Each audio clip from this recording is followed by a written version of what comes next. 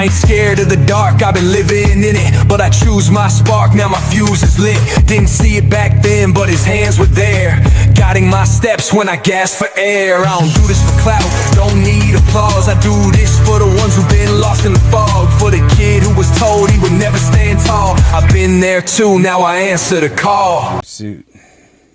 How'd you come up with that name?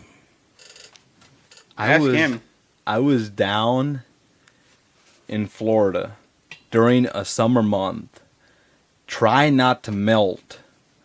And I think I was trying to sleep before we headed home, but I couldn't sleep. My mind was racing.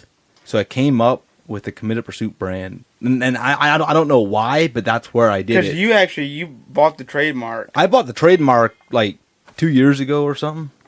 2 years or something like that. Mm-hmm. Because I think next year I'm going to have to renew it. And I think it was a 3 year.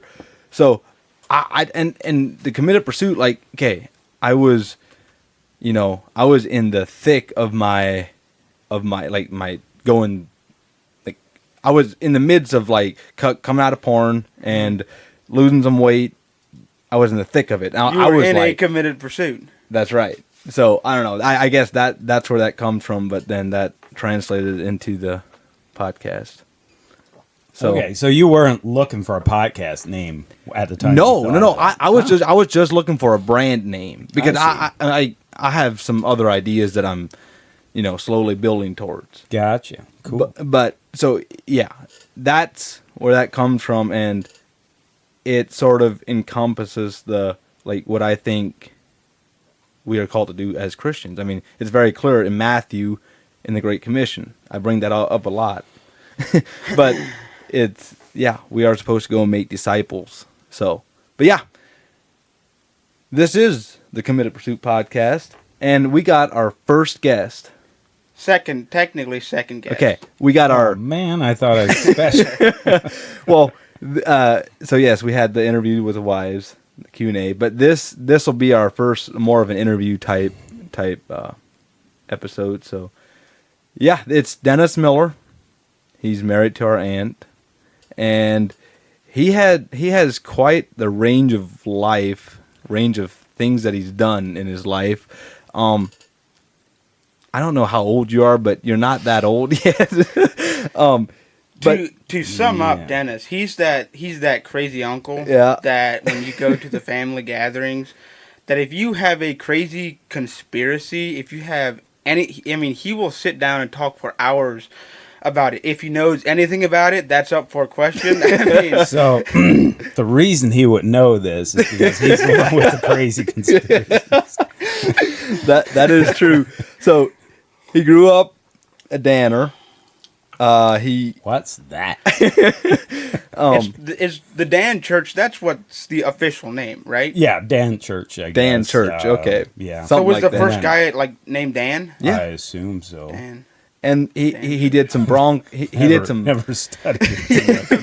I assume so. He did some bronc riding. Oh boy, that's going way back. Yeah.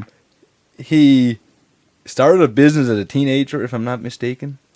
Yeah. Yeah. He started a business as a teenager. A couple. You got into life leadership. Yeah.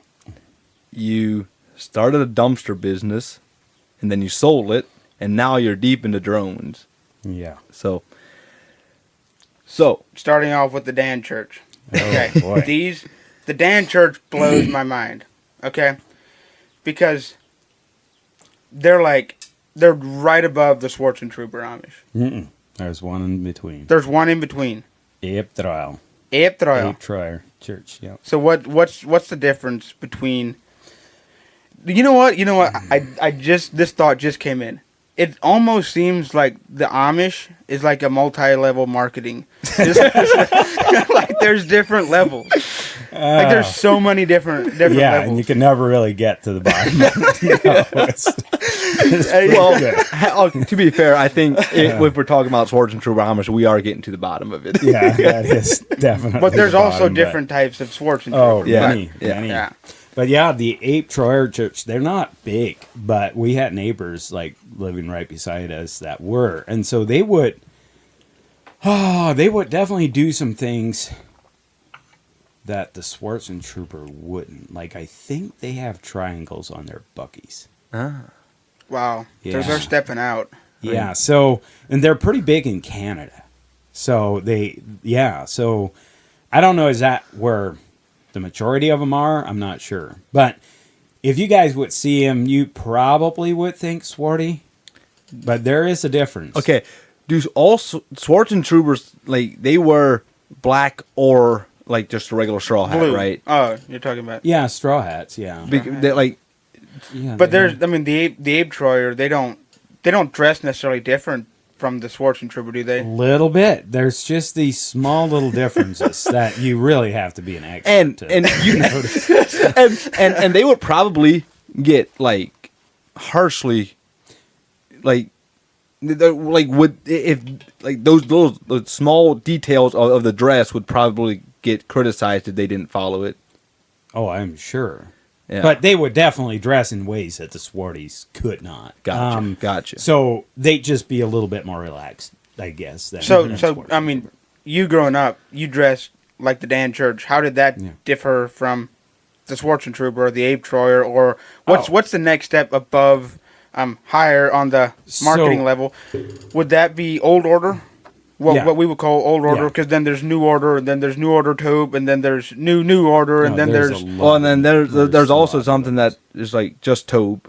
oh yeah, there's just Tobe, and there's also now we call them the side by side church, because instead of vehicles they don't have horses, they have side by side. Yeah. Like Yeah. UTVs. It's like, Yeah. okay, Yeah. bro, I think they're going to discover vehicles next. It's But- like, Yeah. Okay, They'll so- get it there. did you have it like an ice box growing up? Yeah. So no refrigerators. Yeah, no refrigerators. No ice cream. No, I mean, well, we'd have neighbors we'd have a freezer down the road Gotcha. or something like Ah, that okay. that we could go to, and sometimes we'd keep ice cream or something in there. But that was kind of a treat. I used to think, man, would that be awesome to have ice cream in the fridge all the time?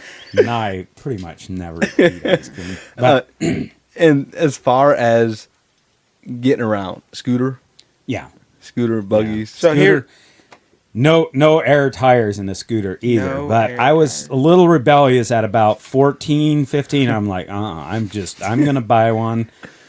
And because the bishop's kids would always get away with more. And they were my cousin and like my best friend growing up. So was you the were like, bishop's kid. this is going to carry over. And well, I'm like, if they can have them, I'm gonna have one. And so I buy one, and my dad would look at it and be like, "What do you think you're doing?" And I'm like, I'm going faster and smoother. That's what I'm doing. so was your one leg always stronger than the Oh other? yeah, it's still like, That's a genuine question, because they always use the same leg. it's so funny because If you walked I go to- normal, you walked in the circle, because your one leg would just... That explains why I always get lost in the woods. Yeah, so I go to a neuromuscular therapist sometimes. You know what a neuromuscular therapist is? It's like a massage, but designed to, like, it's between a massage and torture. So, like, right. It's so brutal. But she's like, no, there's muscles in there that need to be loosened up, and she will just rip them apart. And then she'll always ask me, like, how'd you, get this out of whack, and whatever. And I'm like, well, I haven't done anything recently, whatever. And then I mentioned something that happened 20 years ago, and she's like, oh, that's what it was. That's a load of crap. My You right know leg, that's a load of crap. my right leg is way tighter than my left leg. It's the And scooter. It's a scooter. Unbelievable. It probably is. I think it's actually from driving. That makes more sense. That makes more sense. Probably a little more recent, but it did. Well, maybe it works together. Back in the day, scooter with the right Yeah. foot, and then now you're driving That's with the right foot. So yeah, I got around with the scooter a lot. I learned how to drive or ride a bike because neighbors would have bikes, and my cousins. I actually don't really remember learning how to ride a bike. I mean, a little bit. My cousins had them, but they eventually went Danner Church too. Then, and so they got rid of them. Wait, so they went back? They went backwards. Nobody goes yeah. backwards. Oh yeah. So the way this works is if Danner guy marries old order lady, and she's like, I'm not going Danner. Then they get married, and then he's like, no, I got you. We're going Danner. So she's like, what do you do? Okay, I might have made that up a little bit, but it could be. I mean, that is what happened. Now he's a preacher. So anyway, they did go backwards or whatever, Danner. But one thing is, there wasn't as much of a difference. I don't think there was much of a difference in like the 80s and 70s, like between the old order and the Danner. Like there were. Are you serious? My dad grew up old order, and then went Danner. Married my mom, went Danner, and so he like took a step down, but it wasn't. But then they eventually, of course, once I was in my 20s, then they left the Danner church and went to the old. So order. they're old order now. Yeah, riding around on their flipping electric bikes. They're bad. Like not looking at my little air tires anymore. I guess they're cool now. So I'm still a little bitter about that whole situation. So Totally. So there's I've heard some bits and pieces like Swords and Trooper Amish are. I don't think a lot of them read the Bible for themselves. I think they're like very like they leave that up to the preachers and they just listen to the preachers. How does like did you guys read the Bible growing up? Like would you guys have been like immersed in that? Or? Yeah, we would have been encouraged to read the Bible. Okay. For sure. A lot more so than a lot of the Swords and Trooper churches. And I think even the Swords and Trooper churches around here, like Holmes County, Ohio, are better about that than some of the Swords and Trooper churches from like out of this area. Like They are Minnesota. really bad. I see. Total cults. And I mean, like they will discourage the Bible reading pretty much from. I mean, I know people that grew up that way, and they didn't even know the Christian story, like Christ's story, like when they left. Are you serious? Yeah, like they literally did not even know that. Oh, Jesus died on a cross for our sins. Like, no, they wouldn't have even. I mean, that's pretty basic, right? Yeah, So, that's a fundamental principle. Yeah, so total cult. That's what I'm saying. Yeah. So what is like the Amish church to you? Is it a religion? Is it a culture? Is it a way of life? Because if you look at it, you can't be Amish without being part of the church. Because if you're Amish and not part of the Amish church, then nobody's going to take you seriously as an Amishman, right? Yeah, for sure. So, my views might be a little controversial amongst the Amish. No, they're a cult. But it's one of the best cults to be a part of. So, some of the better. I've never heard it put that way. But if you think about it, No. it's like there's some of these Swords and Trooper ones that they're obviously like, okay, so obviously we'd have to take a step back and say, what's the definition of a cult? And the biggest thing to me is Let's actually get the definition. If a leader, if somebody is using religion as a tool or a way of controlling the people, if they're actually using that, I mean, talk about taking God's name in vain. Like that is the ultimate thing that a cult leader does. Yeah. And so, okay, we got it on the screen. Social group with socially deviant or novel beliefs and practices often characterized by intense devotion to a charismatic leader, authoritarian control, and isolation from mainstream society. Okay, so I mean, the Swartz and Trooper, I would not call them charismatic, but scroll up once. Yeah, but I would call them authoritarian control and isolation from mainstream society. That would be the main thing. Intense devotion. Yeah. Yeah. So, but a lot of, I mean, like just being in isolation, there's nothing wrong with that. It's the thing is if you're the leader and you're using, especially if you're using religion to control as a way of controlling people. Well, it's because if you take like being Amish is a way of life. It's a lifestyle. Yes, it's a lifestyle. Just like, I mean, because it's, there's certain practices that you practice, And if you have to force that on people by excommunication from church or by public shame or by all these things, then that is that is literally what a cult does. Yeah, exactly what they do, and that's what a lot of them are. Because if and I know this, I know a lot of people like this, and I've talked with people.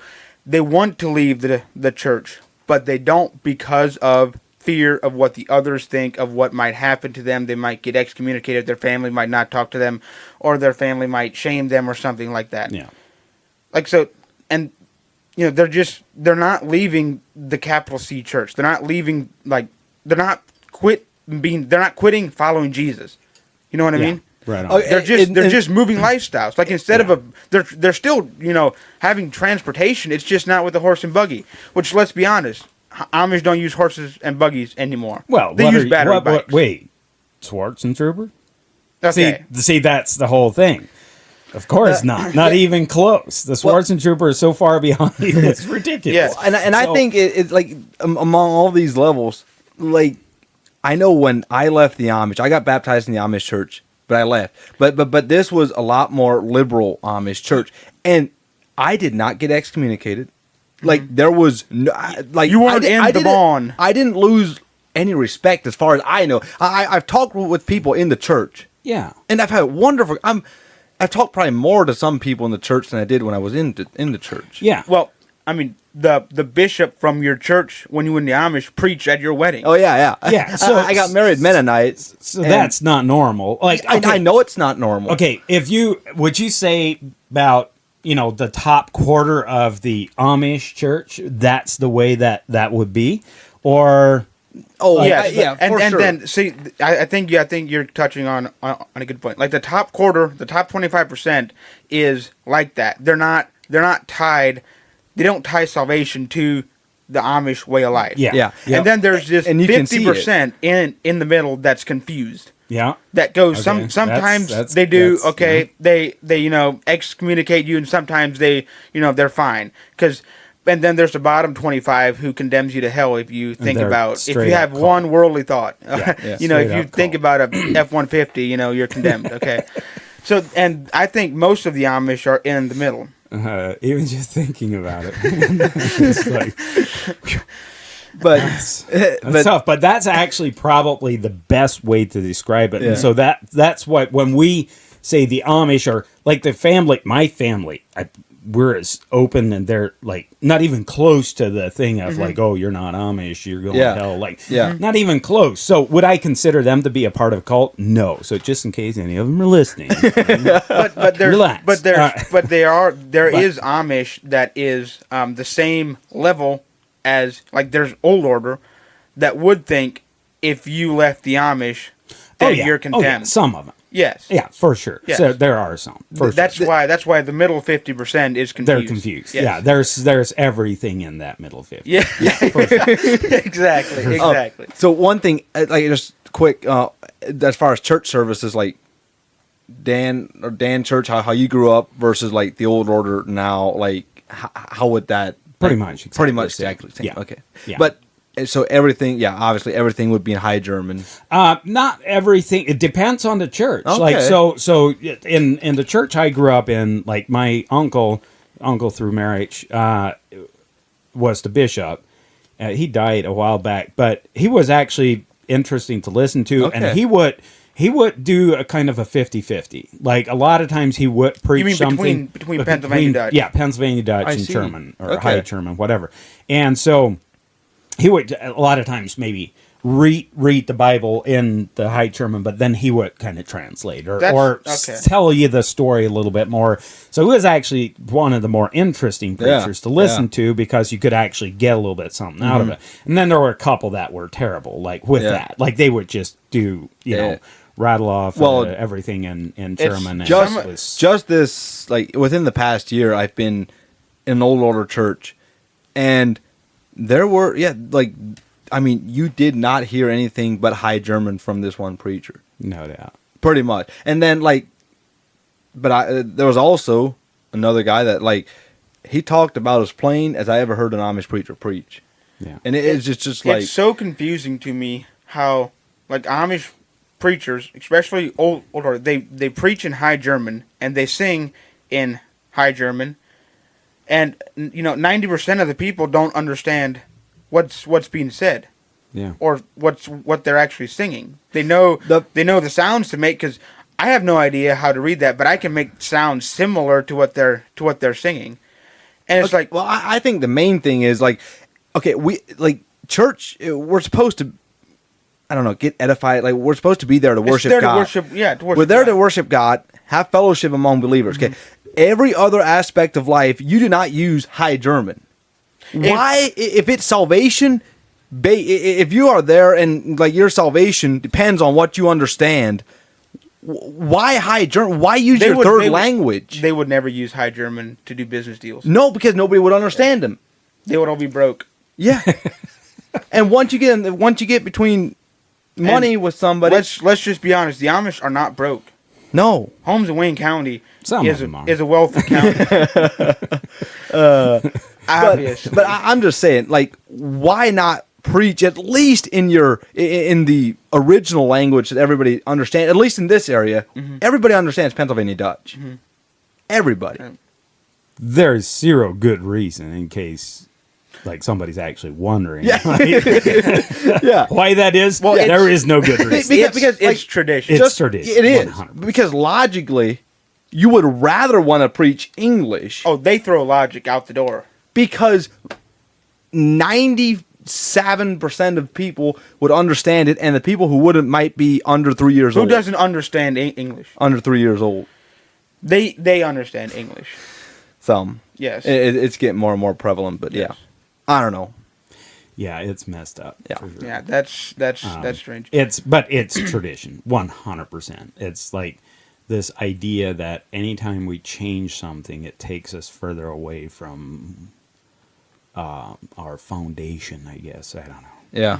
But the Amish go back to Jacob Ammon, Yeah, and he was excommunicated. Something like Yeah. was he actually excommunicated? Yeah. Well, yeah, I think so. I think we were just I think so much stuff gets made up by about this guy. True. well, that is probably okay. true. We were at Bahal Oh, just yeah, here recently, that's good. and he and the guy that took us through said like he actually ended up. I'm not sure how he phrased it, but anyways, he either left the Amish church or he was excommunicated. I'm not sure how he said it, but like he was no longer part of the Yeah. Amish church when he passed away. That's my understanding. Now, how he Yeah. got there, I don't know. Yeah, I do. I've heard that often enough that I believe the same thing. The other thing is, back then, the Amish church that he started would have been indistinguishable from most other churches. It would have been like Baptist versus whatever Yeah, else. yeah. Maybe Catholics, But like there's like that would have been the difference. Yeah. like there was there's a some difference. Anabaptist movement that they were. Yeah. a major part of. So that reminds me of Behad. You mentioned that. Like, is that something you recommend people go through? Well, okay. Go there to learn the history, but I don't know if I can recommend getting any doctrines from it. Okay. Does that make sense? So you're saying like, don't go there to learn about how to be a better Christian? That's what I'm saying. Now, that might be an unpopular opinion, but and for the most part, everything's fine. Like for the most part, I agree. Like that's like I can see that's how I was raised, but there's like a huge thing that I do not agree with at how I currently view Scripture is the whole point of being like a pacifist or like non-resistant, like completely no violence, like just zero violence. That's one thing. The guy that took us through hammered home on that. But like, and how I understand Scripture, I don't agree with that. Now, where I go, like me being a Mennonite and the church that I'm part of, like they wouldn't, like I think they would classify themselves as, how do they like non-violent, Non-resistant or something like that. But my whole point is, okay, I'm not going to go voluntarily and join up in the army because I don't want to. Now, not that I want people to do that because I like the freedoms that we have in this country. And I believe that a country without borders and without the strength that it takes to have a free country, like, what's the point in that? Like, we'll just be going back to kings and dictatorships. Isn't that what we have chaos. Yeah, total chaos. Exactly. No, I mean, it's close, but we're not. We are still the most free country in the world. Right. I would push back on that. Name another country that's more just free. Google what's considered the freest country. We Yeah. are like probably not even in the top 10. And they look at is like taxation. Oh, What do you? Yeah, right. That's what I mean. But it's the freedom of speech. Well, freedom that's of the main speech thing. is a big one, but And also the right to bear arms. so there's some lists that you can find, and they'll tell you, okay, these are the things that we look at, and it's depressing to look at, like to where like we are today compared to where others are. Okay, Now, I have one question. Why do people not move there? And like, why do people all want to come here? Well, some of them possibly would, but there's this question of, are we talking like civil liberties, like, or are we talking economic freedom? Like that, those are some of the things that they look at. But the top freest countries, 20, Switzerland, Denmark, New Zealand, Ireland, Estonia. So Estonia, those guys are free compared to the free USA. Yeah, I see. That's why, you mentioned. But there's also 12 people in those countries total. No, there are not. Like, they're definitely a lot smaller, but you exaggerate it too much there. So, but it is ridiculous. Like, we want to do stuff with our drones sometimes, and we kind of have this ongoing joke about, oh, we could do that if we would be in a free country like they are. Like they are in China. So well, yeah. Okay. That rubs you the wrong way. So economically, they're way freer than we are, and there's ways to argue this, but there's a reason they're doing so well when it comes to, or they're in the last 25 years, let's say, they have increased our wealth dramatically in China. And they socially they are so communist, like controlling Right. It's insane. But it is kind of crazy how many more restrictions we have on like business stuff and things like that. We are way over regulated. It's like That's for sure. Yeah. So, but yeah. If you look, I don't know where. So, are you saying that there, but- that a guy could realistically move to one of those countries and have a better quality of life with the same amount of effort here as over there? And I'm talking like generally, like religious freedom, of like free to start whatever business they want, free to have a voice if they want it, free to vote in politics, and all that stuff. I don't know because I haven't been there, but it'd be interesting to go and see, and go and visit some of those places, because I do think when the metrics they use to come up with that list is quite interesting. Mm-hmm. Like, if they're not taxed and regulated nearly the way as much as we are here, and they have freedom of speech, they can do what they want. They probably don't have real estate taxes. Most horrible thing for a free country to have. Yeah. But no, I agree with you on that. You buy a house and then it's still the government if you don't pay the taxes. Yeah. And so are you thinking, well, if I can't go there and start a business and get rich, it's not as free? So no, that's one of the metrics. Well, that's definitely one of the metrics. But not necessarily. Like, if it might, so that you might be able to go there and live very free, but the economic opportunities just aren't the same as they are here, because you don't have the diversity, all the people and everything going on. You might be freer, but it might be a little bit harder to actually make a living because of what is the word I'm looking for? Demographics. Okay. like It's just not not as as populated, diverse. It's just not not as. And so you might have a little bit harder. It's the same way you might be able to move to Cleveland and actually be able to get a better job and make more money, but have less freedom because you're living in the city. That would be in one the- yeah. depressing place to live. Yeah, well, I just have to pick one. So pick the closest one. But you can pick pretty much any city. Right. Like, Yeah. if Right. you live in a city, it is insane. Like how they're actually, the cities survive with their communism because of the surrounding country land they live in. If they would all have to survive on their own, most of them would die like quickly. It's insane. Like the way that our cities are run is absolutely nuts. And they should be so wealthy, but their politics are just so stupid. It is shocking. Well, why are people moving out of like Cal? Oh, I just remember. What's this one thing that like is it the Seattle mayor or somewhere up in the Northwest that wants that put a rich man tax or It's a wealth California. tax? Put a Well, but I thought I think it was Seattle. Seattle. I think it's Seattle. It's this woman mayor of some sort, Yeah. and like she had no real good answers. Like when she got. Woman mayor of some sort.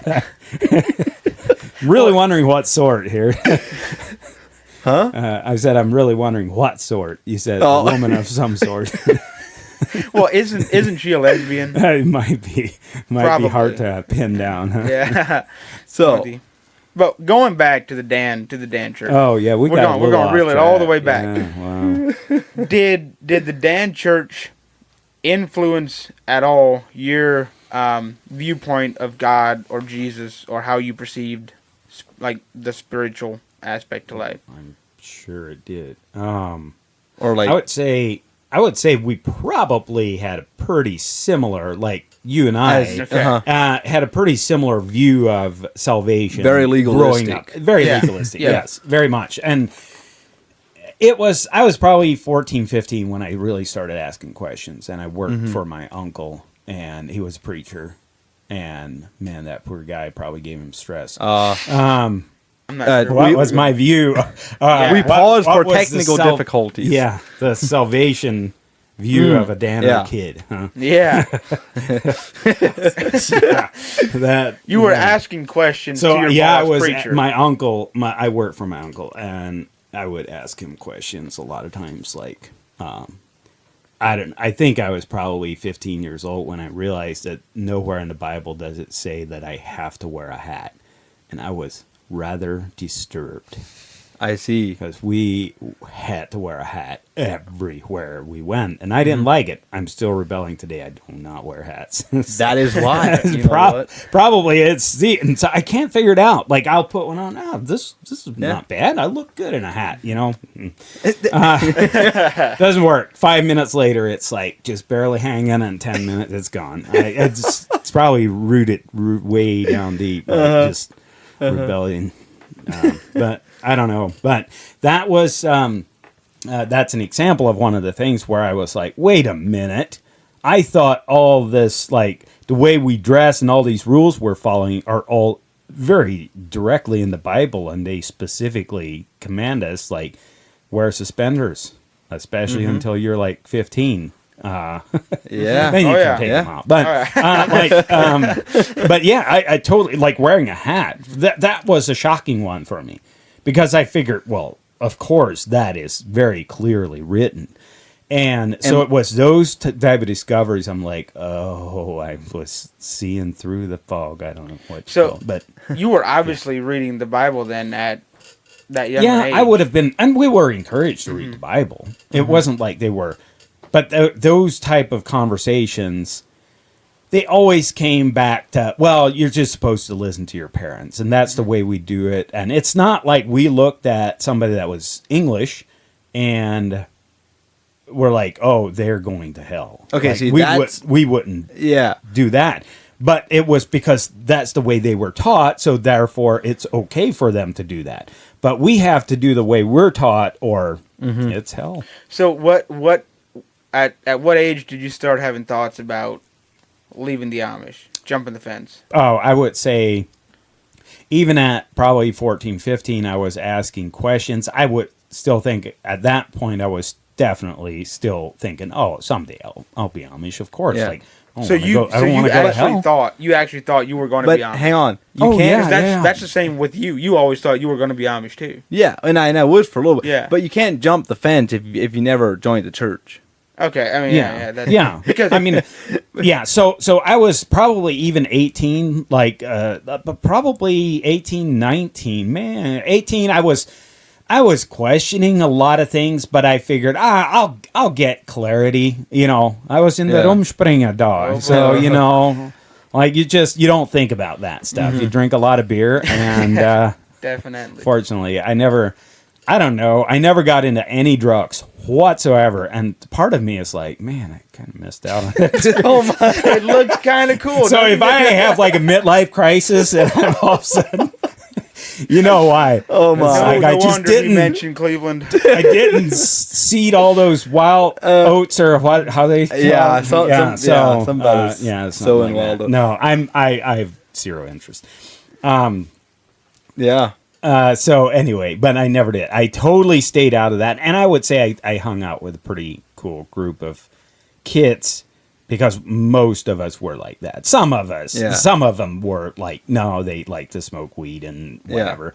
But for the most part, not like we kind of kept each other in line Yeah. with that. But drinking was we drank too much. Well, and that's similar to to me. I know drinking was the main Yeah. we never got into hard drugs or never got into drugs really at all. But man, But that's almost unusual in the Amish right now. If Yeah. you go, and Yeah. if you go old order Amish and look at the kids, I bet you 80% of them have done at least smoke marijuana. yeah. Well, and Which that's not even a hard drug right, anymore. and it's I mean, it's at these days it's not even really seen as a drug by Nah. most.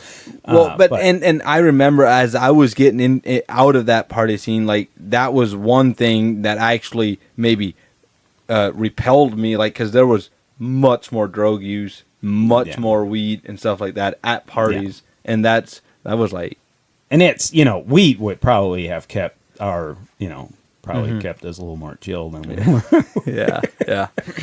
yeah, for sure. So But did you start your first business while you were a danner? No. So I mean, when I Well, was he was- 16, when I was 18, I got Who was driving? yeah, I got my I didn't- driver's I didn't. license Yeah. as soon as I was 18. I actually bought my first truck from my brother when I was 17. So he You were was prepared. joining the church, and I was 17. Was going to be 18 in 2-3 months, and so he's like, "Hey, you just want to buy my truck?" And I was like, "Sure."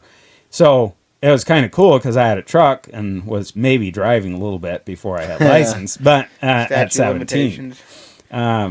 Yeah. Oh yeah, we're good.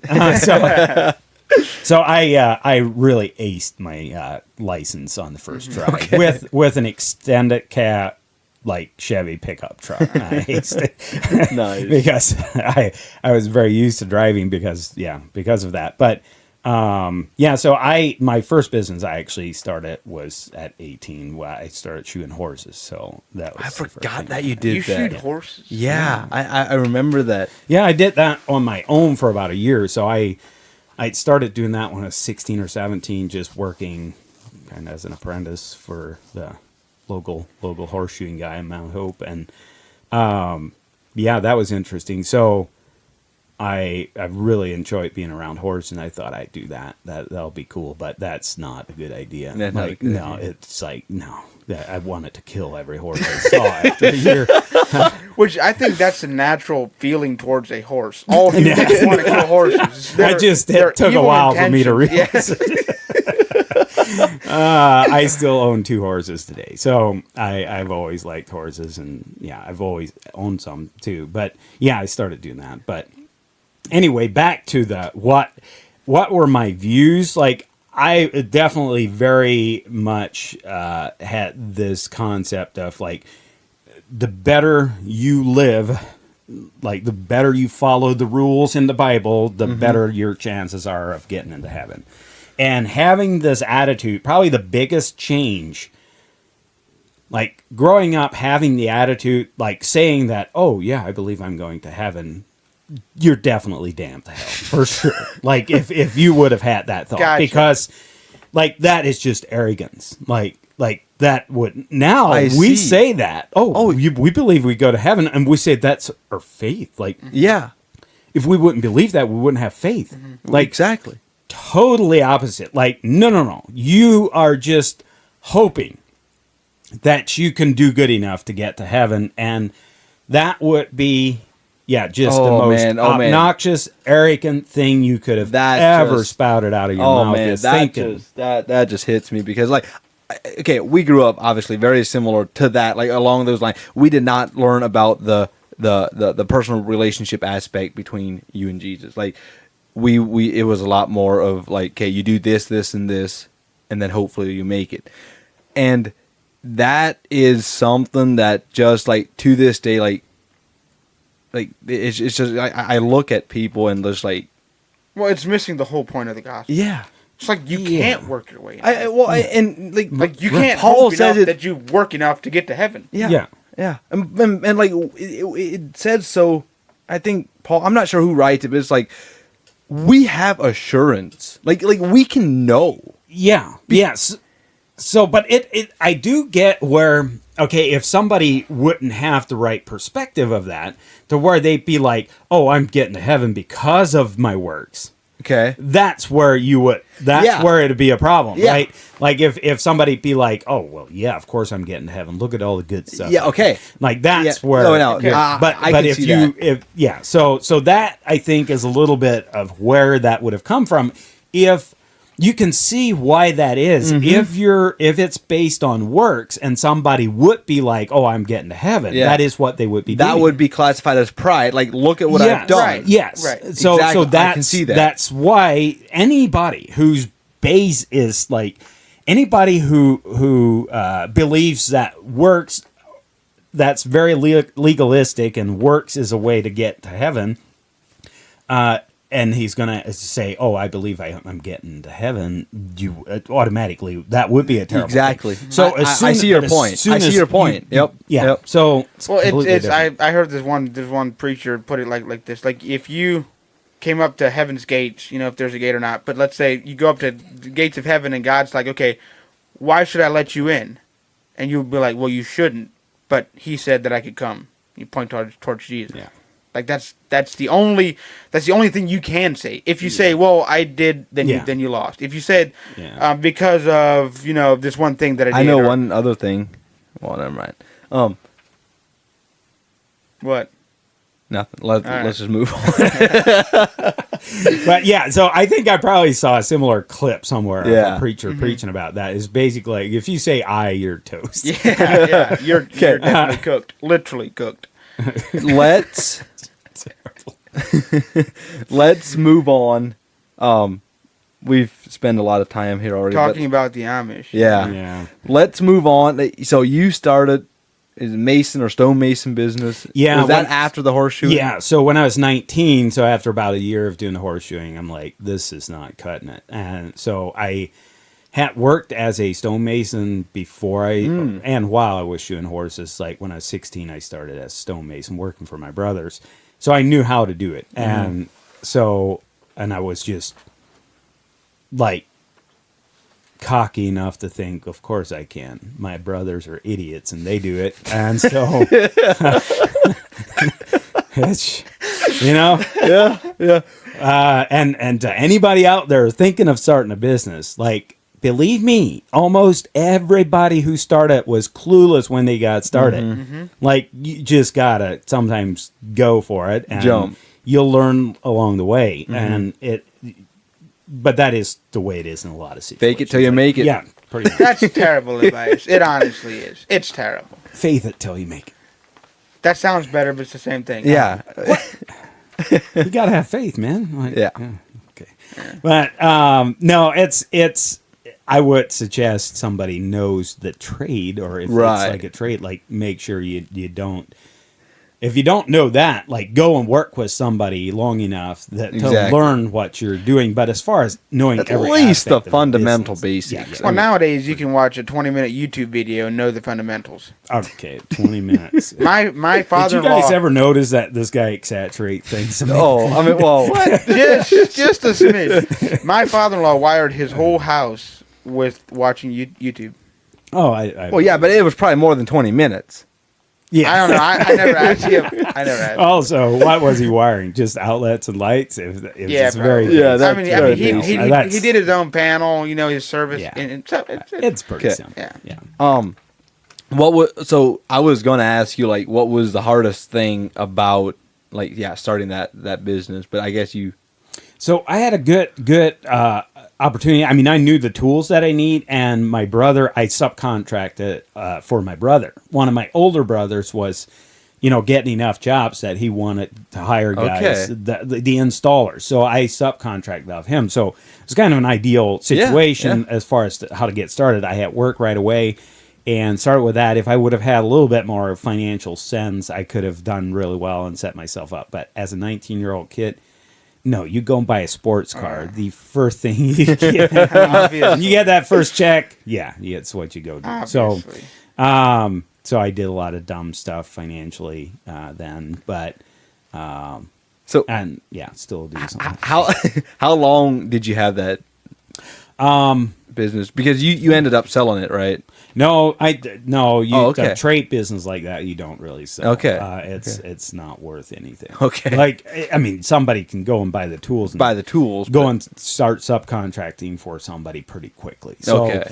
that's the problem with a lot of trade businesses. If you're just like doing subcontracting work, you don't have much to sell. Yeah. Because that guy can get tools and usually start being a subcontractor for the same guy you're doing it for. Yeah. Now, if you have an electrical company like you guys do, and you're getting your own work, you're getting your own customers, that's a whole different thing. Yeah. You could sell that business Yeah. and probably get Gotcha. good money for it.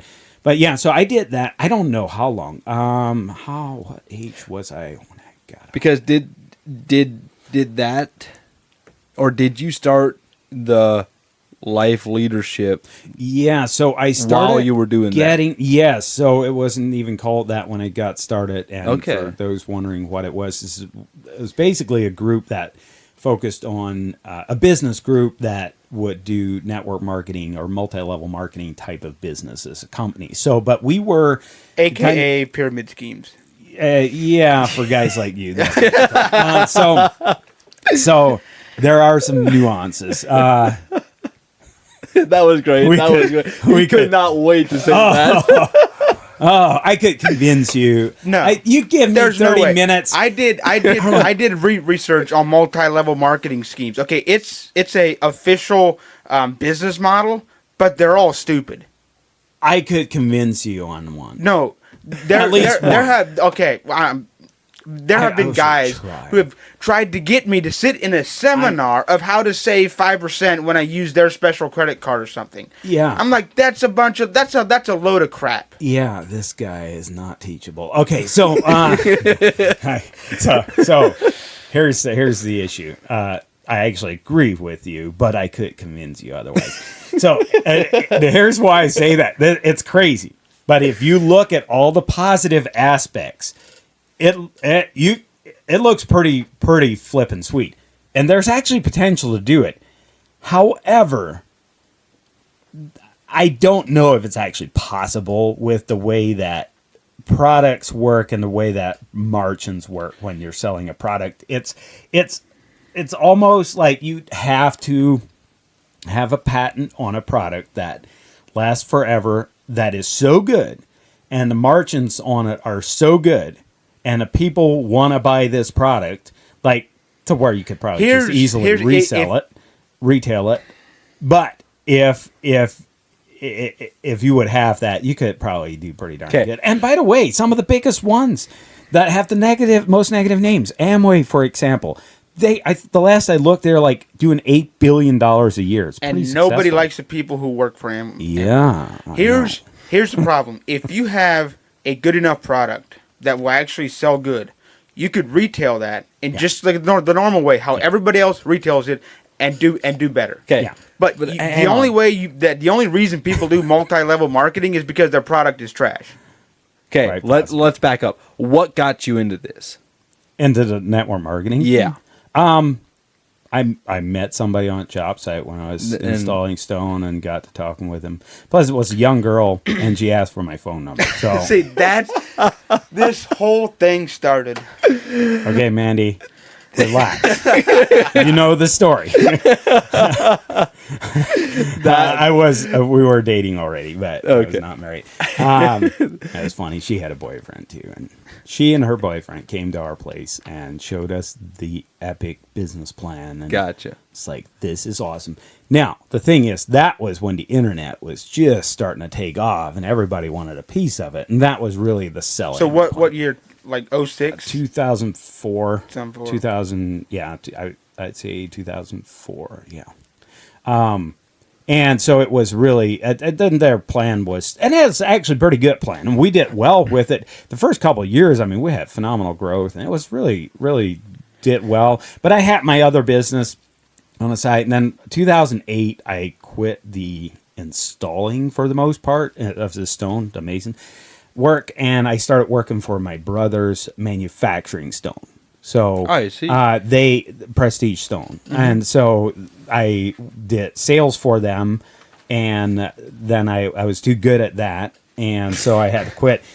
Well, that's the way it works. If they can't make them fast enough because you're selling them too fast, you gotta quit. And so verify that. and so I ended up becoming the jack of all trades in the company and learned every part of it because I would just kind of fill in like wherever. And then in 2012, I quit there and was able to just do the multi-level marketing thing. So we were making enough money to where that's all we had to do. And that was good for a few years. But by the time I would say maybe 2015, 16, things were starting to go backwards. We were basically 2012 to 2016 pretty leveled out. Like the company wasn't really growing, and then it started going backwards. And by the time 2020 rolled around and COVID hit, it was total disaster. And that's pretty much when I quit doing anything. So what is life leadership? So in 2011, the company launched. And our goal was, instead of selling, some cream that'll, make you look like you're 15 again or something like that. Yeah, I might need that one. So instead of that, we would just simply sell leadership development or personal development materials, and which was a good idea. So the idea was, and all these multi-level marketing companies, probably the most positive thing people get out of them is the educational stuff, like learning how to run a business, learning how to, do the Dale Carnegie thing that we were talking about earlier, the how to win friends and influence people, the personal development side of it. That was the thing that the founders felt is the biggest benefit that people get from getting involved with a network marketing company. And we had been involved with a couple different ones at that point.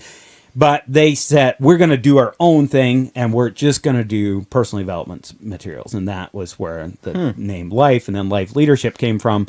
And our best-selling product was like a financial management program.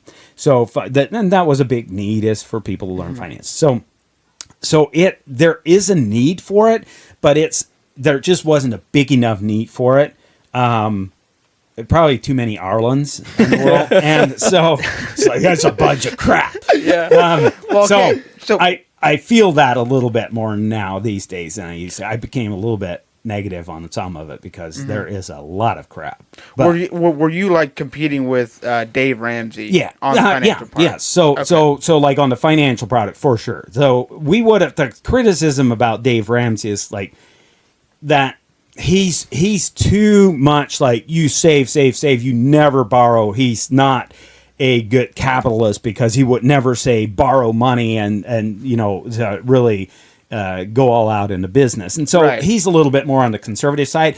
Our program was a little bit more in the middle of like, yeah, you want to invest sometimes, but yeah, be careful. From what I've collected from Dave Ramsey, he's a lot more what I would call residential. Yeah, yeah. So basically, the way I heard some old guy explain it, I thought it was pretty good, is he would always say, if you're planning to live off of a W-2 the rest of your life, he probably has really good information for you. But if you want to, be an entrepreneur and get out there, then his stuff isn't ideal. Gotcha. It's too conservative type of thing.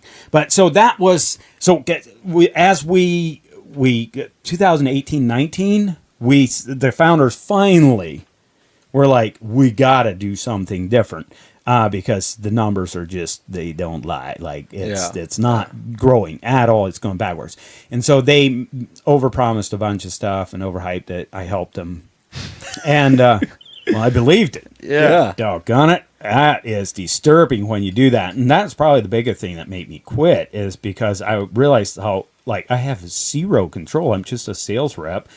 And if the company makes a decision, I can't do anything about it, and I don't have a say. That's my main beef with the MLMs not your own pyramid business. schemes. It's not your own business, and if you put, because you have to put in a crap ton of work. If you did all that work for your own company, you would be far better off. Yeah. Because all your hard work goes to the people above you. Yeah, so it depends on, like, we did okay with it as far as personally, but for the amount of work that we did, if I would have taken the effort, and this is where a little bit of the bitterness comes from. If I would have taken that effort, I could have probably done my stonemason business and set it up in a systematic way to where I could have more money and more freedom now than I do. Yeah. If I would have spent that amount of effort and energy doing it. So you could do that with almost any business. And part of that I learned because of that business. So and that's the problem. Like, it's kind of like the Amish thing. You don't regret everything about the Amish and the things you learn. But there's some things you're like, well, that was hokey or whatever. And so it's kind of the same thing. Yeah. It's like there's parts of it that I'm very grateful for. Okay, so that leads me to, so when you started your dumpster business, which would have been around that time? So we started raising some puppies in 2016. Yeah. You guys were deep into that. So we had 6 dogs, so we never had a ton. Like, it always seemed like a lot. Yeah, well, it's a lot of dogs, but I mean, for somebody raising puppies, right? Six I understand. Females is like, but you also got premium price. Yes, and I did sell some for some other people. Would you contribute being able to sell those dogs at a better price than most other people got to how you marketed them? Oh, yeah, 100%. Or like what you learned along the. So that's what how did you go about selling the product for Life Leadership? Like, what did you go door to door? Did you go like online? Like, how did you market? How did you sell the packages or whatever? Yeah, so pretty much person to person, not door to door. You don't go and knock on somebody's doors. If you can do that, some people do. Some people do. That would take a lot. No, so pretty much, I'm going to convince you, Arlen, about this product or whatever, and then, hey, how many people do you know? You've got brothers, sisters, you've got friends. And even if you wouldn't want to do anything with it, like, my goal was to get a couple names from you to go to Ian and show it to him. Gotcha. And then use that as a lead to get to the next person. That's the strategy. Why are you shaking your head? It's brilliant strategy. It's horrible. It is terrible. Trust me. The most annoying people. Very icky. It is. But that had to teach you of how to interact with people in uncomfortable situations. So like right now, I'm totally comfortable because this is because so chill compared to that. So you're set up to be a preacher. A little bit. Not with his views. Not with his views. Yeah. He would be the fastest church to become a cult, and he would advertise that he would be a cult. It's because I'm so charismatic. You've seen that up there. Oh boy. Oh, how long have we been going? No, I have issues with preachers and politicians. Like, I will never. Is there a difference? That is a really good question. Anybody who pursues it must think they know better than most others. That Okay, or they I shouldn't say that. There's some really good ones. that I should probably they gotta- apologize to pastors right now. Like they're all, but no, they probably all know exactly what I mean.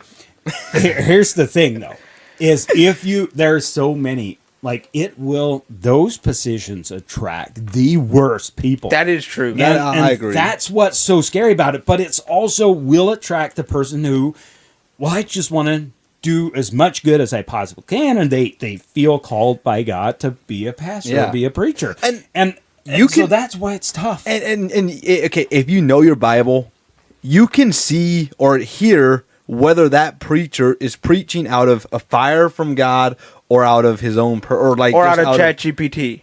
Well, yeah, because Can you? well, Oh, okay, yeah. I don't know about the ChatGPT. You can. but there are some pastors that literally operate in a cult style way. They twist the words to say what they want To to fit say. the narrative of the church. Yeah, to fit the narrative of what they want to present, and that's why it's so important to be in the Bible, in the Scripture. So, but yeah, that's Well, that's why I don't agree with the way most churches are set up. And this is a really deep one, so we shouldn't go down this road. No, it's like let me simplify. Oh, actually, there's a little clip from one of the Duck Dynasty, the old guy in Sorry? Duck Dynasty. Phil Roberts. I'm not Okay. a Duck Dynasty guy, so What? don't ask me for Oh, names my. and stuff. So don't judge me. I did. Oh, I I'm did. too old for that. Jeez. Okay. But I saw a little clip from him somewhere. Did he die? I believe he Phil did. Robertson Yeah. died, Okay. yeah. So it was a clip of him explaining the way he sees that the church should be. And he was talking about, small communities helping each other out type of thing. Yeah. And there's a clip somewhere online. You can find it somewhere and play it. That, I was like, actually, he probably explains it.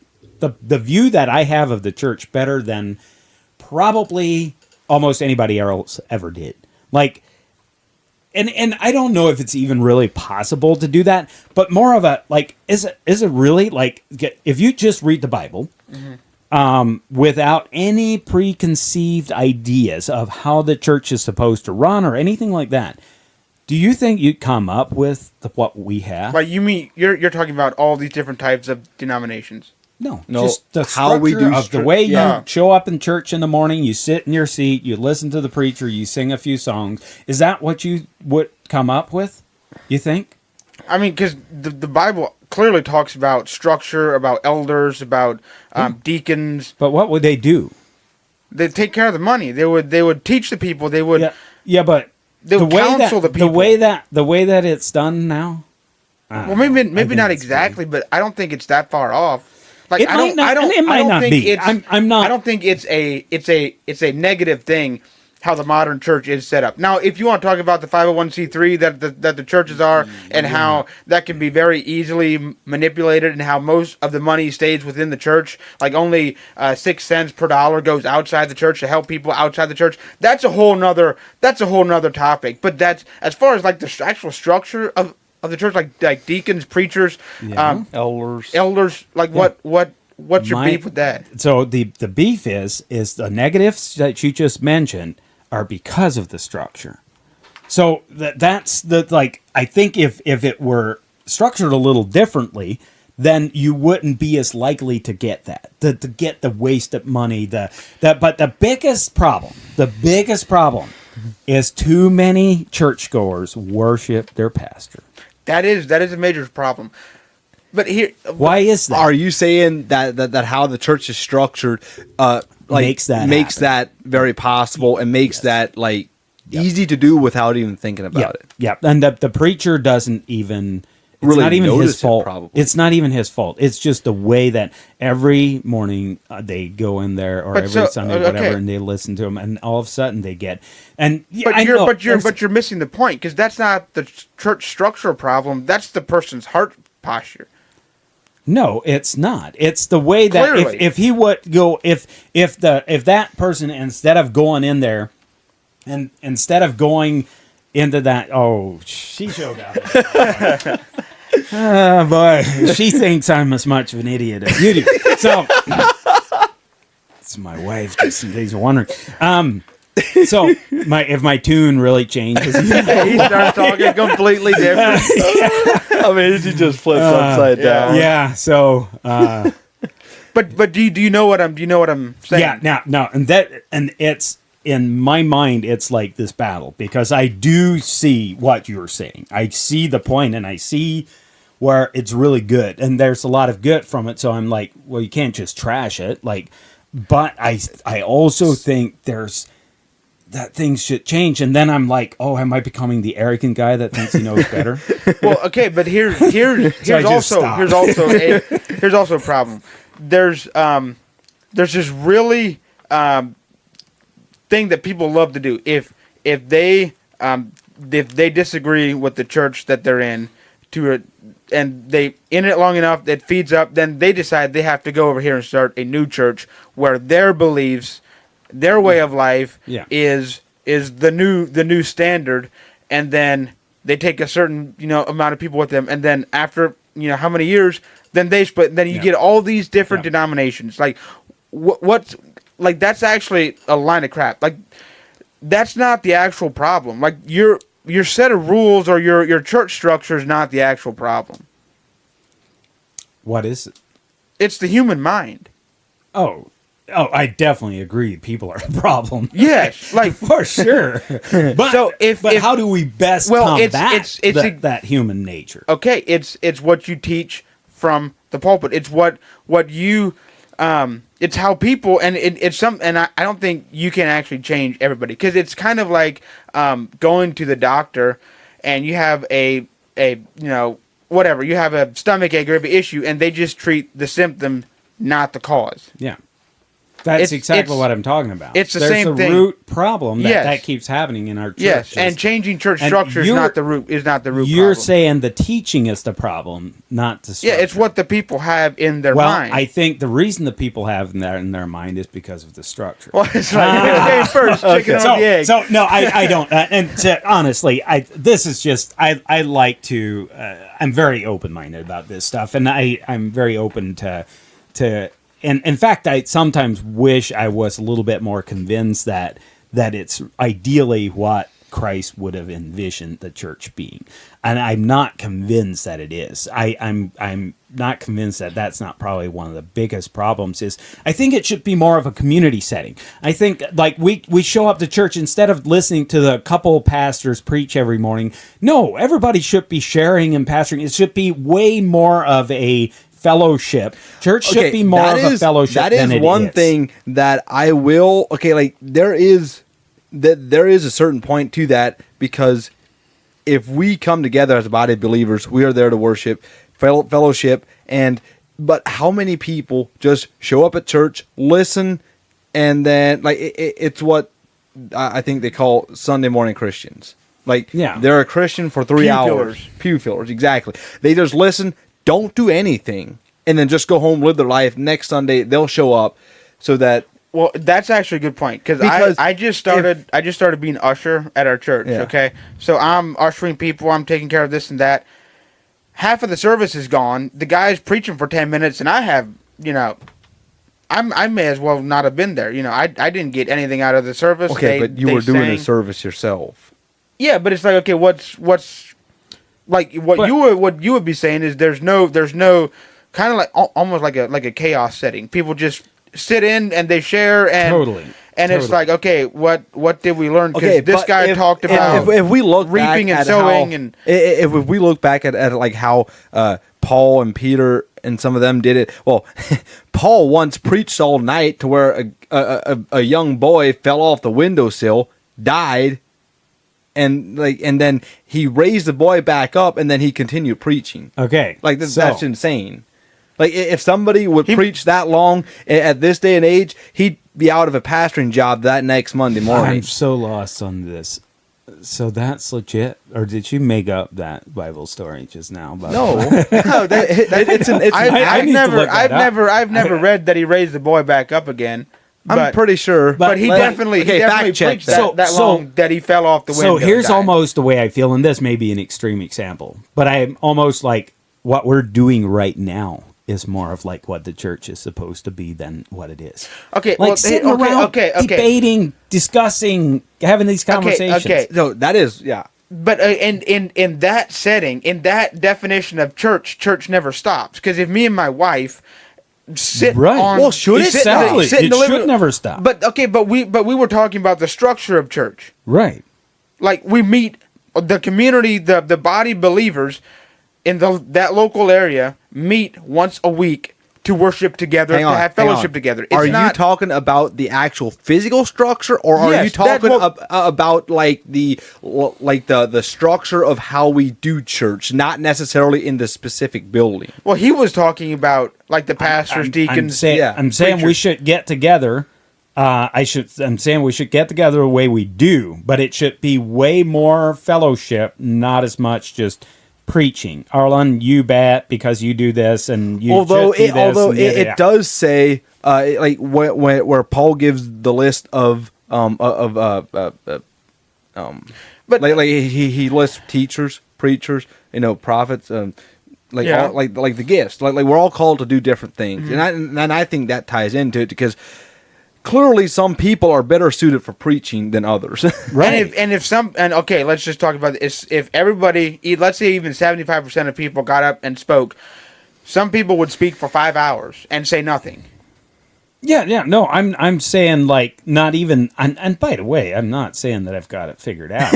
I'm No, just no. saying I I don't just- think anybody does. Oh, yeah. But Or, I like, think it- we're a lot it's an- closer to It's in to the the- way that the Bible describes church than we're away from it. So do you think we're close, the way that your church operates is closer than the Amish church?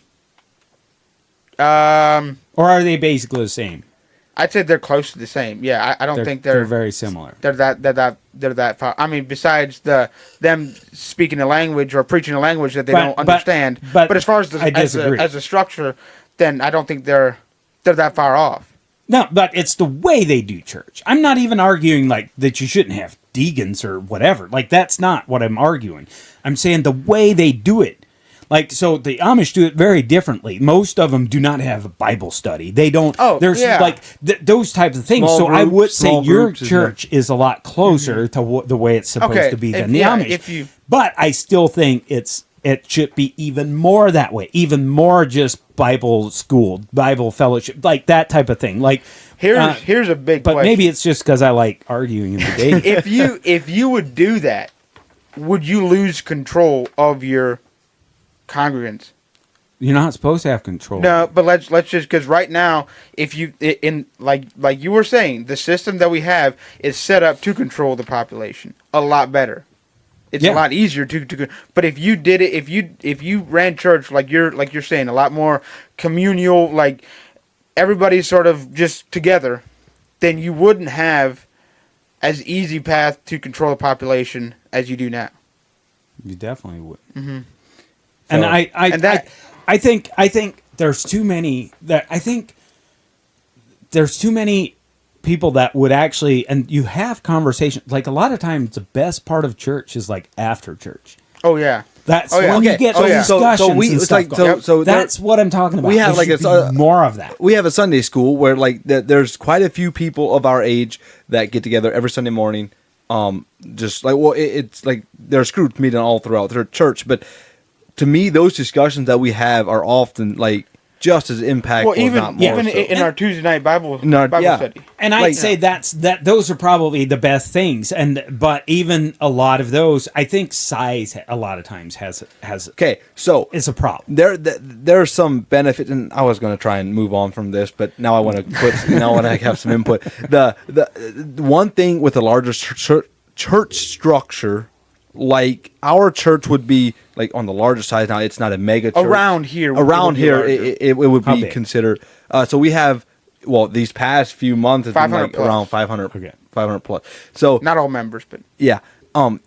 One thing, like a church of that size, if they do it properly, has a lot of resources and are able to impact the community and globally, like a lot more than small believers, like a small group of believers. So I think if we take that big structure and that big communal aspect to it, and we do have, like, our church really pushes for, like, life groups. If you aren't in a small group somewhere, get in a small group, life groups, that they call them. And, you know, along that structure, like, I don't see a problem with it, but like you're saying, like we've said, like, it's pastors have a very easy way, or like have it's a simple way for somebody to grab power if they want. Well, there's an easy path to controlling the population. But anyways, yeah, very easy. You're like setting yourself up for temptation. Like, yeah, become a pastor. And that's you become the Kenneth Copelands and Benny Hinn's of the world. Become a pastor or a politician if you want temptation. Man, you know what? You don't need to do anything if you want temptation. If right. you If you want to temptation. maximize it. If you want to, So, anyways, wow, that was complete. Okay, so we never, like, just how was bronc riding? What made you get? Yeah, we didn't. Talk What about made that. you get into bronc riding? Just You just a thrill the of it. chicks dig it. Oh, gotcha. Yeah. So when you're 17 years old and your buddies do it, we started out with like doing the steer wrestling and stuff, and obviously I was into that stuff, you know, into the whole Western horses, cowboying thing, and so some of my buddies were doing it at local rodeo.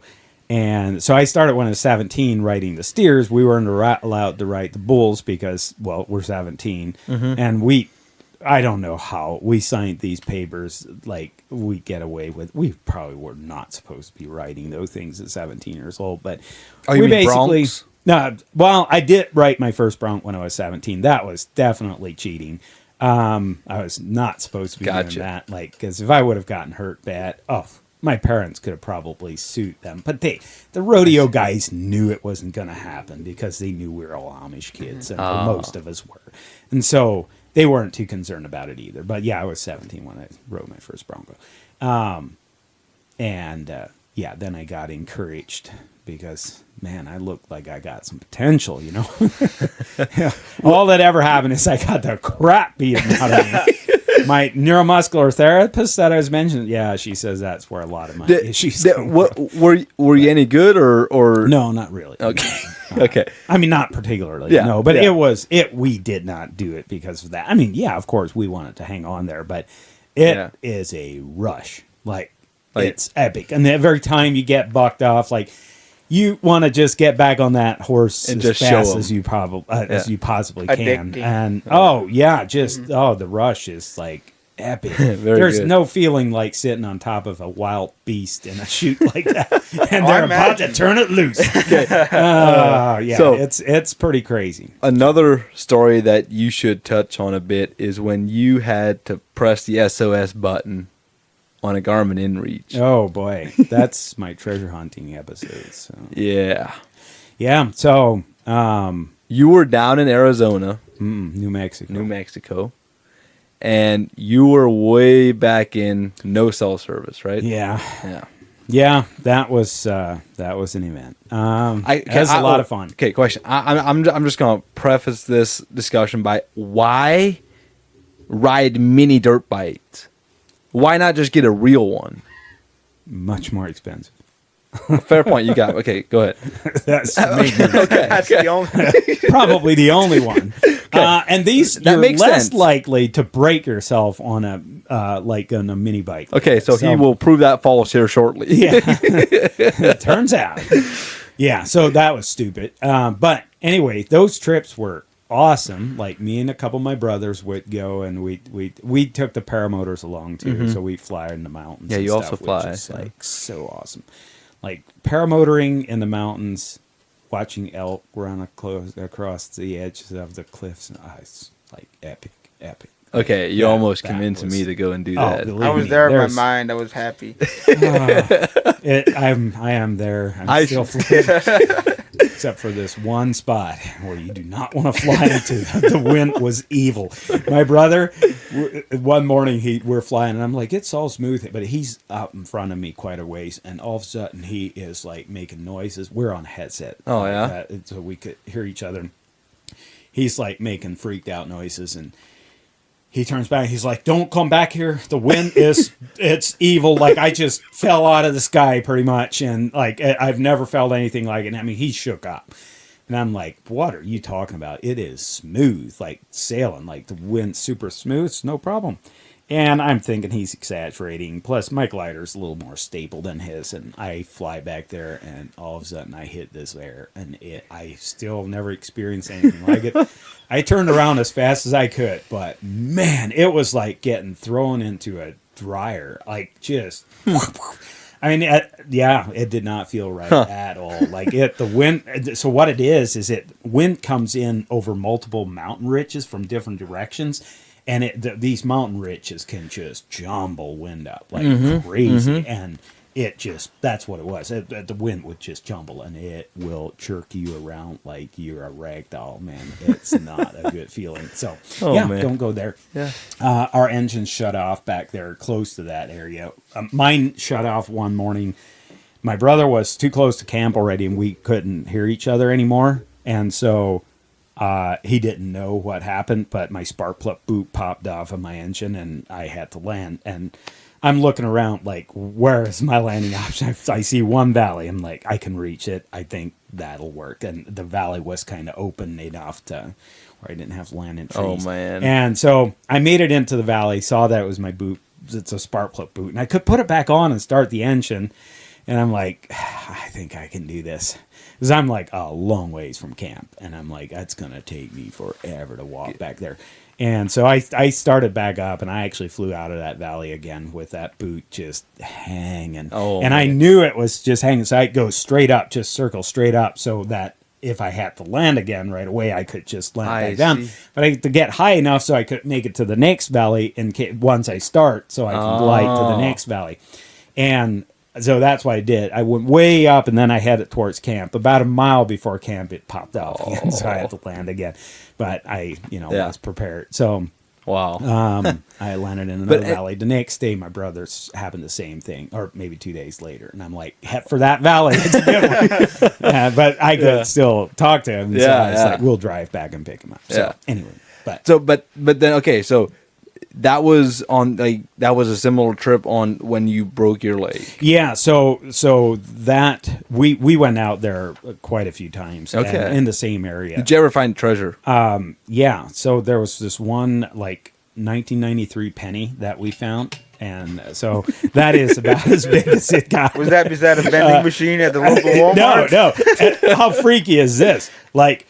Way back in the mountains, all of a sudden, my brother had this metal detector, and it was an old campsite of some kind, probably a hunting camp. Yeah. And we were like, and you detect all kinds of stuff, but we found this coin, and we're like, holy cow, I just found a coin way back here. We're expecting some old one. I think it was 1993 penny. That's hilarious. I'm like, doggone it, but I bet you my brother still has that one. But, anyway, it's I found an elk shed. That was pretty cool treasure to find. So we keep our eyes out for stuff like that, but it was just an awesome camping trip. But yeah, we had the mini bikes, and they're not like Tractor Supply mini bikes. They're a little better than that. Better. They have better shots and stuff like that. So they're pretty cool. You can go 30 mile an hour with them, no problem. And so they're plenty fast for off-road stuff. And my brothers would wipe out with these things like all the time because it's a little gnarly, and they, always pick it back up and, maybe bend a few pieces back in place and keep going. Yeah. I wipe out one time, and it just so happens to hit just right. And it just broke my leg in half. So was it like because of the bike, the weight of the bike, like how you hit? Or was it contact to the ground? Oh, no, it was the bike hitting my leg. So there was this stupid little bar in the absolute worst place, like a little metal bar that kind of holding a fake gas tank type of thing, and it was just in a stupid place. But I was crossing. It was an old, rutty path, and I wanted to go from the bottom edge to the top, and it was really slanted. So as I'm going up the side, I'm watching myself so it don't wipe out. But it was getting pretty dark, and there was a root growing just up out of the ground, tree root. And that's what kicked it. So it was really slanted, a lot of pressure probably, and it hits that root, just kicks the bike out from underneath me. As I'm hitting, I'm slide to a stop, and I'm thinking I'll just do what my brothers always did: push the bike off of me, get back on, and keep going. And as I go to push the bike, I just feel my leg it's instant. Knew it was broken. I mean, there was no question I could have broken. Not even. It was so obviously broken. It was the first bone I've ever broken. And it was very obvious. It would feel. It feels exactly like what you're thinking. Very much not a good feeling. And I just quit pushing. My younger brother was right behind me, and he comes up and he's kind of laughing about it still, and I'm like, dude, I broke my leg, get this bike off of me. And he's like, you're kidding me. Like, no, it's definitely broken. Get this bike off of me. And so he grabs the bike and lifts it up off of me. And I look down and my right foot is the wrong way. Man. So it's bent completely backwards. And well, when there's nothing there, you can't really just move it. So I had to take my other foot and kick it over so that it's right. And I did it just instinctively pretty quickly. And my brother turned around and he didn't see me do it. And he was like, that is good. He's like, I would have passed out instantly. I would have seen that leg turned backwards. But the adrenaline was pretty high. But there I lay in a rut about 11 miles from any road. There was a dirt path and no cell service. And we had an inReach. And I was like, we're not pressing that freaking button. Like, this is painful, but I can deal with this. But if I moved, I could just feel the bones growing. Broke both bones. And we're just about to lose our studio audience. Back there? Yeah. Well, it was pretty bad. I started going into shock. Right. But it was most you get cold, your body starts chilling, from, it's, I guess, losing adrenaline or something. I don't know. I just started shaking so bad. And I tried to hold my leg so it wouldn't shake because the bone was just grinding around in there from the shaking.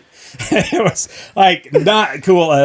So we're about a mile from camp, and one of my brothers went and got a truck, and they brought a sleeping bag back and covered me. They were gonna try. I was like, "You're splinting this darn thing up," and I'm going on the back of the truck, and we're driving out of here.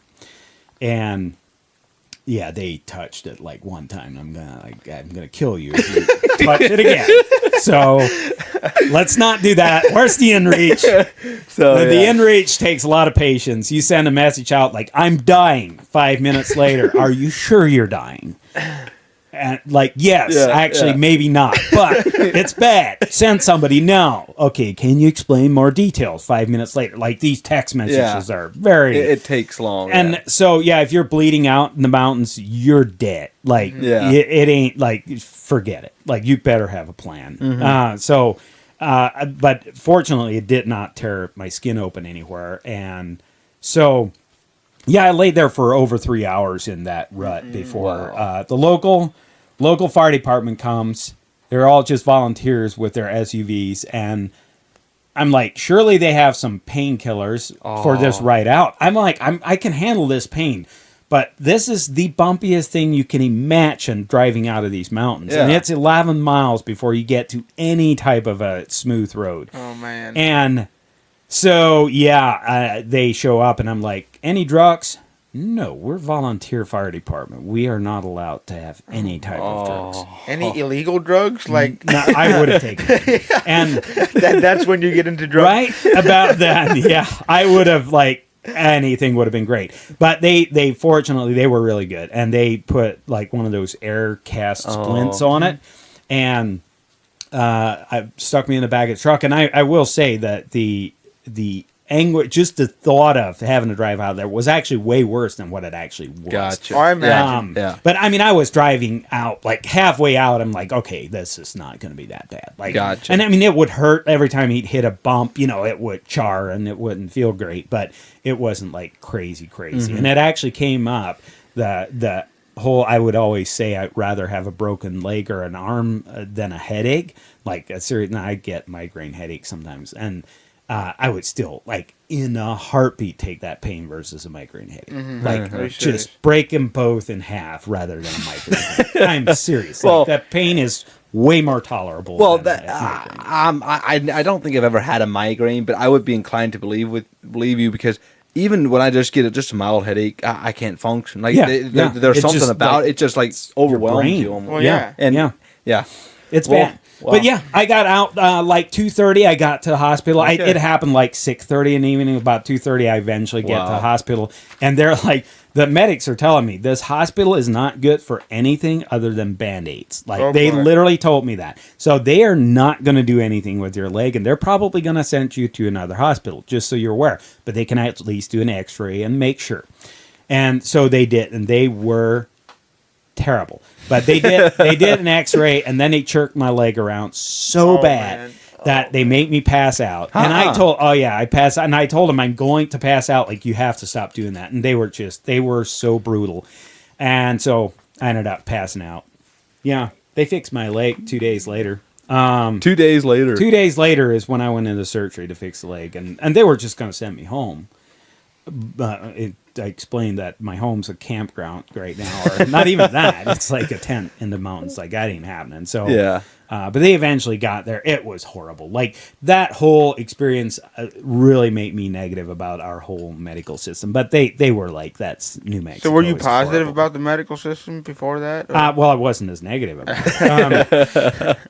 So I don't know if I would have been positive, but it was like, this is stupid that you have to lay around for 2 days Yeah. with a broken leg Yeah. While they make you pass out. because it's, yeah, well, you pass out. They gave me a lot of really good drugs though. So I did get to They give experience- you drugs. yeah. They will pump everything into you, allow them to. I had to tell them, quits. I'm a Christian. I can't do all this. But they were putting like fentanyl. Like, Oh, yes. yeah. And that, like, I don't know, all kinds of them. And they come with different stuff. And I'm like, what is it? Like, and sometimes I don't think the nurse wasn't even sure. And so I told them, one thing, you're not giving me more, but they did have to give me the oxycodone or Oxycontin. Like they said they have to give me that to see if I'm going to have a bad reaction to it, because that's the only thing they can send home with me. So they want to give it to you in the hospital and make sure you're not going to like freak out. And so they did that. I just fell asleep Well- for like 10 hours. And so I did take that home. And I sold that on the street. Obviously. Mandy's flushed it down the toilet. I never took one. I never Really? after getting Okay. out of surgery, I never took anything other than Okay. a few Advil. So. Yeah. I had Oxycontin before, and that's medically, obviously, and that stuff is potent. Yeah, it will knock you out. It's like But- a tranquilizer. So, winding it back a little bit, because I do want to talk about the drone business that you're in now. Yeah, It's kind of like a niche market. You started out drone deer recovery. Yeah. What made you get into drones? Like that's a new Besides So- the fact that they're just cool. yeah. So like a thermal drone, right? They They're are. they're awesome. So I started the dumpster business in 2021. Yeah. I'd say 2021. So I sold that. I ran that for a few years and I ended up selling that. And I was looking to get into something a little bit more. I had a little bit of money to invest. And I had seen Mike doing the drone deer recovery stuff. And I know Mike a little bit. So I decided, you know what, that would be a good investment. I'll spend $15,000, get myself set up, do some deer recovery. Sounds like fun. I think I'd enjoy it, and I do love it. Yeah. It's a ton of fun to do. The hours suck, but other than that, it's great. So I bought a drone, started doing that, and then I ended up.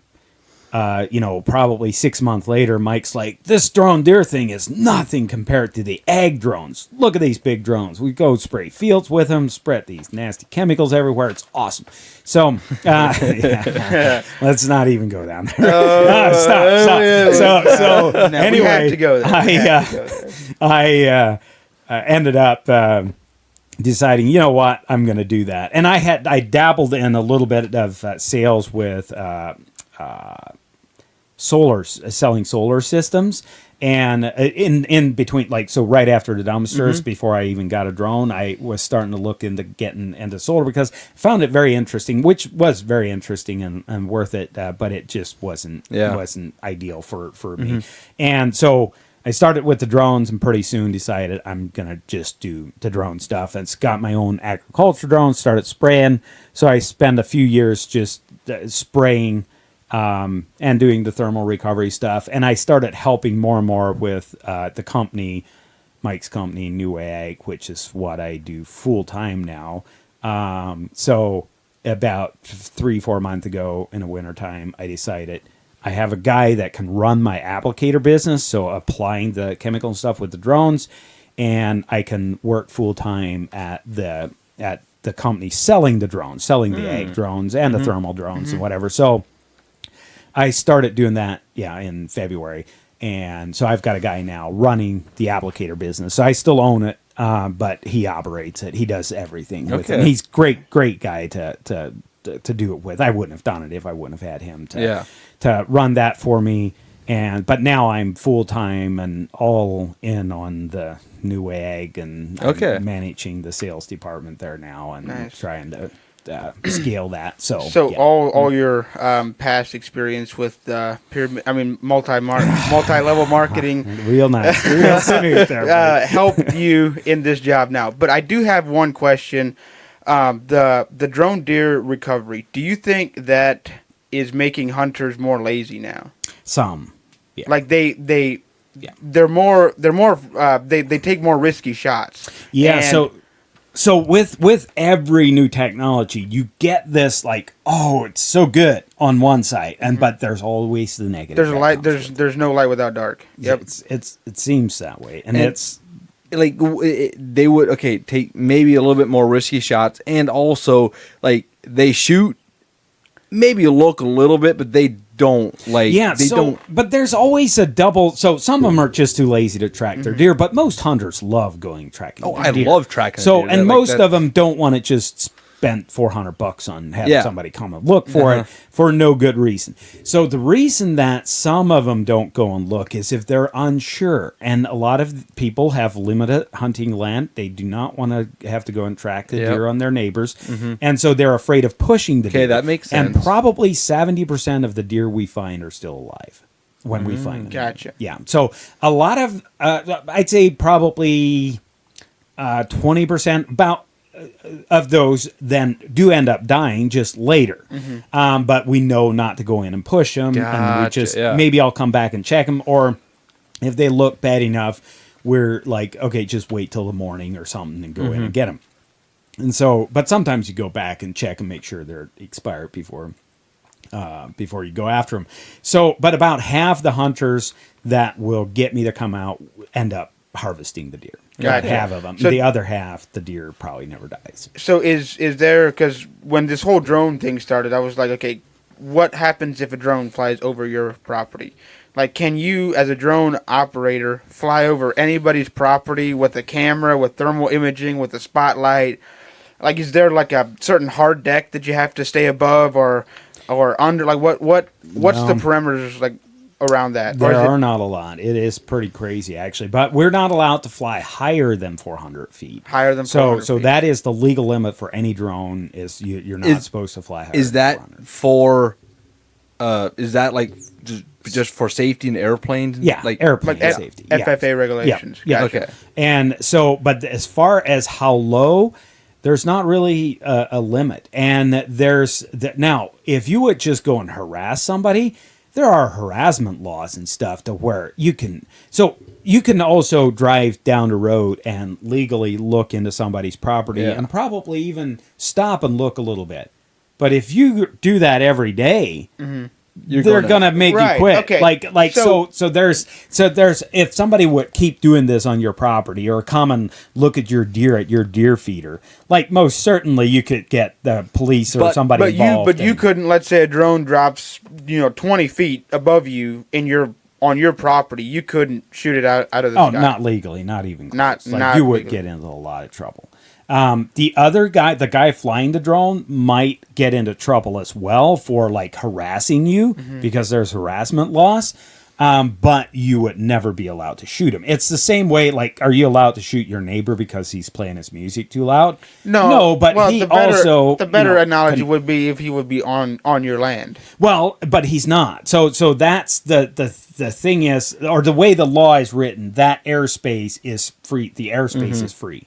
Like to maneuver around in, it's your airspace, but anybody can maneuver around in it. Same way, like waterways are free. Running water. Running water, right? So I mean, you can float down anybody's river. It's technically their property, but the way the laws are written, anybody can use that to go. So the air is the same way. And it falls under FAA regulations, but the regulations are pretty loose. But it's also like, yeah, if you have a neighbor coming and, just scoping your backyard, then you can most certainly get the police to come and check out who this guy is. And legally, he's supposed to be able to have eyes on that drone, the operator. Every drone pilot breaks that law, or 99% of them, I would estimate, break that law of always being in line of sight, which is kind of a dumb rule, but whatever. There's a ton. Well, it almost defeats the purpose of using a drone. Yeah, well, yeah. I mean, it's so crazy. But, I mean, could you, like for deer recovery, you could always set yourself up on a really high point where you can see the drone for a few miles. Or use binoculars. I don't think you're allowed to, technically. It's so dumb. But. It's so dumb. Yeah. But anyway, it's so that's how I got into that. And I do think it has a lot of positives for the hunting industry. There's not nearly as many bucks that get wasted. So, or you can say deer, but most of the time we're looking for bucks. I've gotten calls for does, but most of the time it's for somebody has shot a buck. And so now that I help that hunter find his deer and he can tag it, he's not going to go and shoot another one. Yeah. Where in the past, so many times they just continue hunting and they'd end up killing two bucks. And also, like, probably more often than not, the meat's still good and you can harvest it. And like you don't find it 3 months later when it's decomposing. Right. Yeah. Yep. And so there's a lot of good, but there is always the thing of abusing it. And it's not legal in every state to do this with it. The state law is very crazy. Very good. That obviously we have to talk about the eggs, the spraying of chemicals. Oh, come on. Onto the fields. The other we had a family gathering, and you were stating about glyphosate, also known as Roundup. How often would you spray that, would you say, on fields? You don't as much with the drones as people do with the ground rakes, but the amount of that stuff that gets sprayed is shocking. Oh yeah, I got a number for you here. Okay, right now driving down the road this time of the year, all those yellow fields you see, they all got sprayed with glyphosate. So they're getting them ready to go in and plow.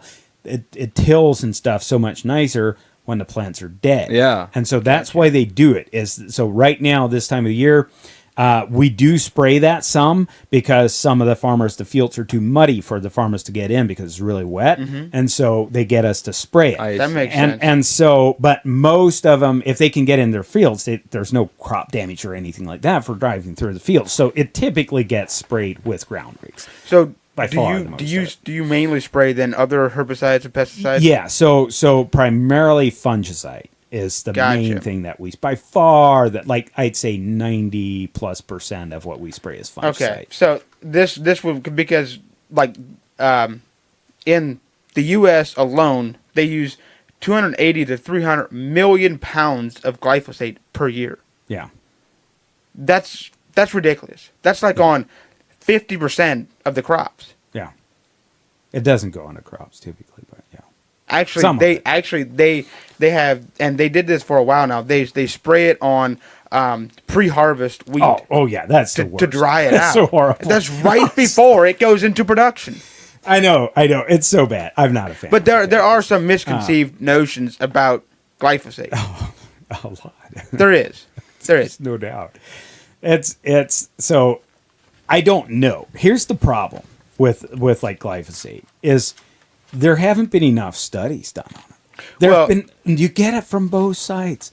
There's guys that would swear to me that they have done studies that prove it does nothing. Like it is like a mild salt water. Like Monsanto Bear probably put so.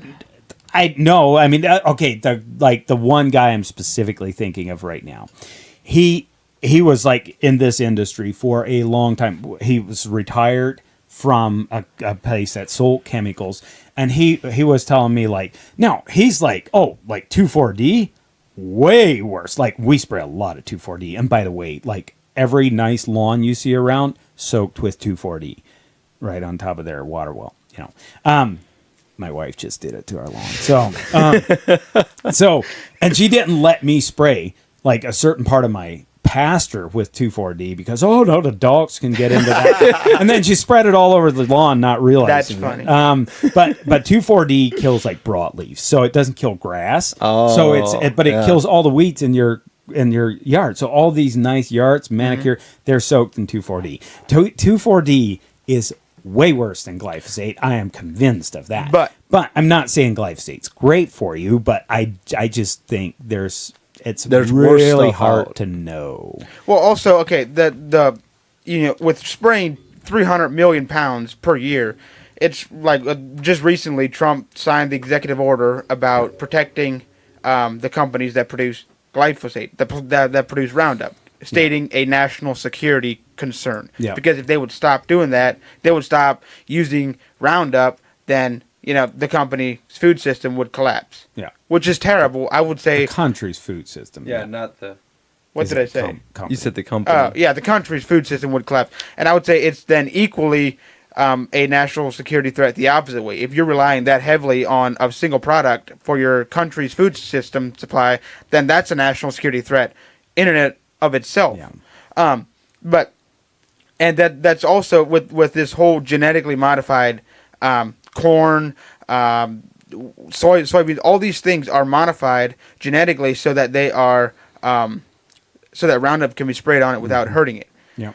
And like what is all that doing to our health?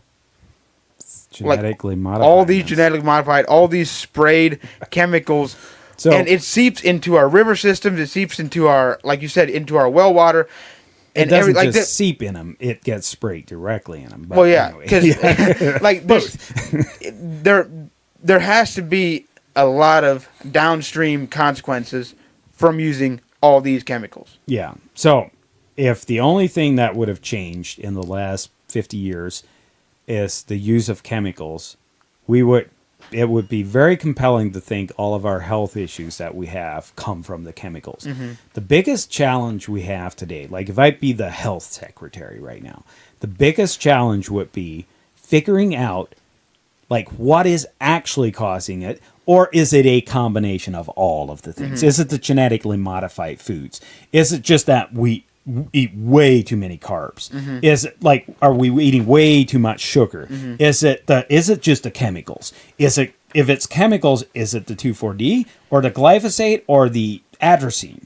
Like, what is it that's like that? What's bad? And they don't use a lot of like atrazine, things like that. They don't use that much because it is proven to be terrible for people, and it just stays in the soil and stuff. I see. And so they don't use much of that stuff anymore. So the glyphosate was one of the more mild ones, and it does not kill anything, like any living thing. It doesn't kill an insect. It doesn't kill any animal. Like you can drink it. So if you're spraying, want to try? if you're spraying Roundup, on like, let's say your driveway or something to kill the weeds in it, and you would spray over like some ants or spiders or something. It doesn't do anything. It doesn't do anything. No. So I really thought about trying to get some concentrated glyphosate here so you could drink it. Yeah. But so glyphosate is actually it's less acutely toxic than table salt. Yeah. But that's a trigger concept to push out because it's not like it takes less table salt to kill you than it would glyphosate. Like you would have to drink more glyphosate to kill you than table salt. Yeah. But the long-term exposure effects of glyphosate is where the bad part comes in. Do you know that? Yes, It's they so know. the hard what to is it prove called? that. The IARC. This guy came prepared. Okay, Son I of a did. gun. The International Agency of Research on Cancer labeled it as a probable carcinogenic, which means Probable. it probably they're to a high degree of confidence. They're not certain, they can't. They're not certain, but it's very high probability that it causes cancer. And if you look, why the heck would I just said the company name. I can't think of the name. Monsanto's pay billions of dollars in legal fees in settlements to the farmers with long-term exposure to Roundup. If they had if they could stake their claim on something that it does not cause cancer, literally billions of dollars. Yeah, well, the first thing is because they have the billions of dollars. That's the main reason they do it. But the other thing is if they do it, they can keep making the billions. And to prove it one way or another is probably pretty hard. Because that with their new bill that you can't sue them anymore because of what Trump signed. They're home free. Hey, you voted for him, so I did, but it's like there's no way to stop it. Here's what I would say. Look at like Robert F. Kennedy Jr. and Trump and whatever, and when they're campaigning, of course, it's one thing when they're actually in power. But I would tell you that those guys actually probably spent more time looking at studies and stuff than most people did before they make these decisions. Or do you think they just willy-nilly made that decision? Or were they like, actually the opposing evidence, it's not that clear cut? Okay, now so see, let's take this back to previous. You were saying about politicians and preachers. Yeah. What do you think motivates a politician more? Money or actually what's going to benefit the people? Oh, for money. Most politicians, money. Money, rules, most definite. For sure. So whatever, if you hear of the politician signing an order or making a choice in favor of one of the biggest companies in the U.S., it's like, okay, how much do you actually trust? Oh, I don't trust whatsoever, and it might be totally killing us. That's the thing I'm saying is I'm not saying, oh yeah, I drink it. What I know is that if you spray it, it's not nearly as toxic. It's like 2,4-D, for example. So that's why I'm like, why aren't you picking on 2,4-D? Why are we talking about it doesn't get used as much. Right. Well, it does get used a ton, but probably not as much. But if you look up the numbers of how much 2,4-D gets, I bet it's way worse. If it's a residential application, that gets used everywhere. Oh, yeah, and in people's backyards where their kids are playing around. Mm-hmm. And that's why my wife won't let me spray it. Yeah, well, there you go. And it's probably not a bad idea. Mm-hmm. And the thing is, the 2,4-D, if you put that in water, it'll kill the fish. It literally tells you on the bottle that it will do that. Wow. Well, that's one thing. That's positive about. I will say, I should, just for clarity, not all 2,4-D does. There is some aquatic approved ones that just make them swim a little weird. So that just make them dumb. Yeah. But glyphosate breaks down in the soil after a couple weeks. It turns into water and CO2. Yeah. And I don't know if 2,4-D does. I don't know either. I never dug deep into them. But it is crazy. If you do have a tank of glyphosate and you put a shovel of dirt in it, it's done. It will not kill anything. It won't kill any grass, nothing. I see. Dirt instantly neutralizes. Huh. That's interesting. Just the other day, I sprayed about 10 gallons of Roundup. You hypocrite. Not for my sake. Not for my sake. But, and I was thinking, it was windy and it blew some over my face. And I'm like, you know what? I'm as good as dead. I might as well ride out my will. Anyway, yeah. So. Yeah. But anyway, we're coming up on time, but why don't we? So we've been all over the place. Mm-hmm. All over the place. I got a great question then to just seal it off. You do too, but I'm gonna ask mine first. Go for it.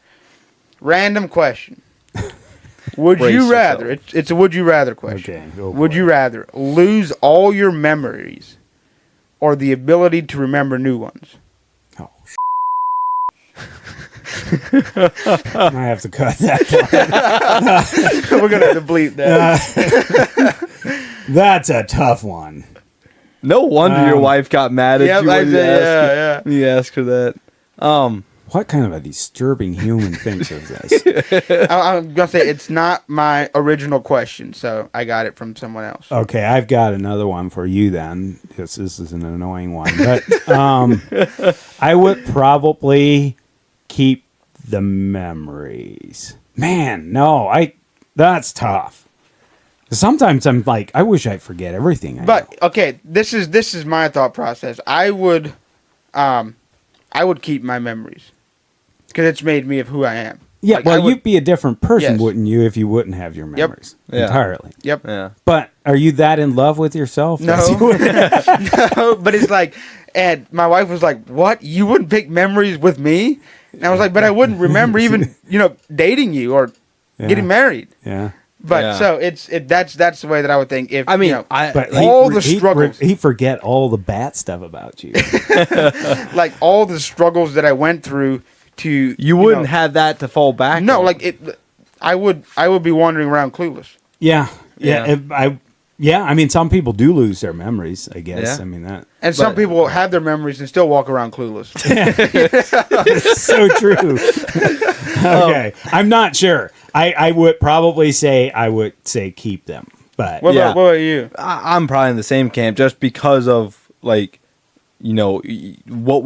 how would you go? Like, how would you know what to choose? Like going forward, like you make choices based on what you've learned in You the also past. learn from the hard things. Yeah. Or you should. Yeah. So, anyways, that would be mine. So, what is the most wild out there theory that people would label out there, but that you would actually like entertain or thought or think about, or you would like give them the opportunity to explain themselves? And like it doesn't have to. I've got one that. But like, but instantly comes as to mind. long as it's like anti-mainstream, you'll go for it. The Matrix is a real thing. Okay. That there's this system of rich, elite, powerful company owners, probably Monsanto, Bayer. they're now spraying Roundup on everything. And like the That- Rothschilds. And the bankers, obviously the bankers that rule the world, so to say, and they're a demonic cult that worships Baal and is the push and the driver and the devil's puppets, and like they push evil into the world, like all the feminism, the LGBTQ plus RX to whatever you want to call them, the gays, which The that would be in sexual part- revolution. the sexual revolution, all like the BLM, the black, all that is it's too organized to be just a organic development or whatever you like. It's too organized. There's this almost like a shadow government, what they call the deep state, that is pulling the strings on the majority of the world events. I mean, That and That's- okay, it's doesn't all sound- tied into blackmail. Jeffrey Epstein, it's Israel, the United States. It's all interconnected. If I would have tinfoil, I would put a tinfoil hat on right now. But it's way too easy to make those dots, to draw those connections. yeah. To not think, okay, there actually could be something Okay, there. Because do so- you think? Let me. No. I know. Do you think We're not gonna do you get into think this. Baal worship stopped or Baal worship stopped? No. No, it went on. We Child talk- sacrifice, yeah. abortion. It's all right in front of our faces. Yeah. But we're too dumb. We're too worried about stupid Roundup to see it. Hey. Man. you're the guy that brought the Roundup up. Okay, so and sprayed it recently. I did spray some a couple weeks ago. So anyway, no, if that's one of them, that's definitely one I'll Yeah. entertain. Yeah. Oh no, I entertain that as well. I think I might promote that. But no, that I'd say there's nothing else that I would really say that would jump to or come to mind. I do think flat earthers are complete idiots. Clearly. But for all of this you who are offended, I am offended that you're offended. So take that. Yeah. So. One thing that I want to present is I heard a podcast on it. So there's this they talk about reading of a second creation in the book of Genesis in the first 3 chapters or something. Genesis, isn't that Genesis 6? No, that's the Nephilim. Yeah, that's Nephilim. So anyways, like it because it like first goes through the 7 days of where God created heavens and the earth and everything that was in it, and it says, and God and they made, and I'm not sure how it said. I could look it up, but God created man in their our image. He said, let us create it in our image. In our image, okay, and then Uses that would plural language. yeah. So that would be like one form of creation, like the spiritual beings and all that. So like all the Nephilim and not the Nephilim, but the angels and like that would be spiritual being. And then in chapter 2, I think somewhere it goes into. And then where he made Adam, would have actually made Adam, and they get into like all the when he said he made Adam, he said making him my image. Yeah. So singular. So and because and the argument, just one small argument that I heard for that is when he said let's create them in our image. We would read the Trinity into that. God the Father, God the Father, God the Son, God the Holy Spirit, but they argued when Moses wrote this, they didn't have any idea of the Trinity. Like they would not have had that concept not until Jesus was incarnated in the New Testament. So that's where that's definitely a fringe theory around here. It is. Oh, it is. No, it's definitely a fringe. You could stir the pot with that. But anyways, the episode was on blurry creatures, and it was so interesting. And I'm not saying that I believe that, but I am saying that it makes you read Genesis in a different light and look for different things. But I'm sure, like, to get a new picture of everything, it would be very helpful to get into the actual old Hebrew language and like look at what the certain prefixes and suffixes and everything work, and like I don't understand all that stuff, but it's interesting. That's like the Noah's flood. There's like a localized flood theory that not technically not the whole earth was covered. Yeah, but that's a fascinating fringe theory too. And it is so interesting with like and then in Genesis 6 with the Nephilim being created, like aliens. That is something that nobody talks about in the church. Prove me wrong. In this area. Like everybody just around it. They just gloss over it. It's kind of there's a lot of. You said you had a question for us too, or did you forget? Oh, I was gonna give you one of those super annoying questions, like the one you gave me. If you, well, it's kind of like would you kill baby Hitler? Oh, 100%. Okay, so let me make it a little more difficult. If an innocent little, let's say 6-year-old girl, your neighbor's little girl, if you know that you either have to kill her, she's totally innocent, or 5,000 people will die if you don't kill her, which would you do? I can't kill the innocent. So I also had to retract my statement. I would not kill baby Hitler because he had not done anything wrong yet. Yeah. Because you can't punish the innocent. Yeah. So if you would be in that impossible situation, you would have to let the 5,000 people die. Yeah. Because see, the thing that this makes me think of instantly is abortion. People sacrifice living human beings for the sake of pleasure and convenience. Yeah, that's pretty bad. Yeah, they sacrifice at the altar of convenience. That's not really in the realm of this. You No, know, yeah, but you were just got talking about passionate about it. You just talked about innocence. Yeah, Yes. right. You can't kill an innocent. But yeah, no, I totally 100% agree with you. The 10,000 just have to die. Like, here's the problem. It went from It's- 5,000 You to know, it's like you Yeah, multiply them. It's like all of a well, sudden, you know, you got a inspired by million, Jesus. or whatever. Yeah. But would you kill the little kid at some No. point, at some number? No, Okay. 300 million people are just gonna. it doesn't. It like it's a totally stupid, annoying question, and Right. you should probably smack me for asking. Well, it. well, I it's- actually it's- wondered if you'd maybe heard and thought through this one No. before, but you would never. The answer is that the question you're asking is one that is evil and designed to manipulate. It's not like you're asking a theoretical question that is completely stupid. right. And that you would never know anyway. So it's kind of a dumb, annoying question that usually communists like to ask you. Well, it's So- a impossible.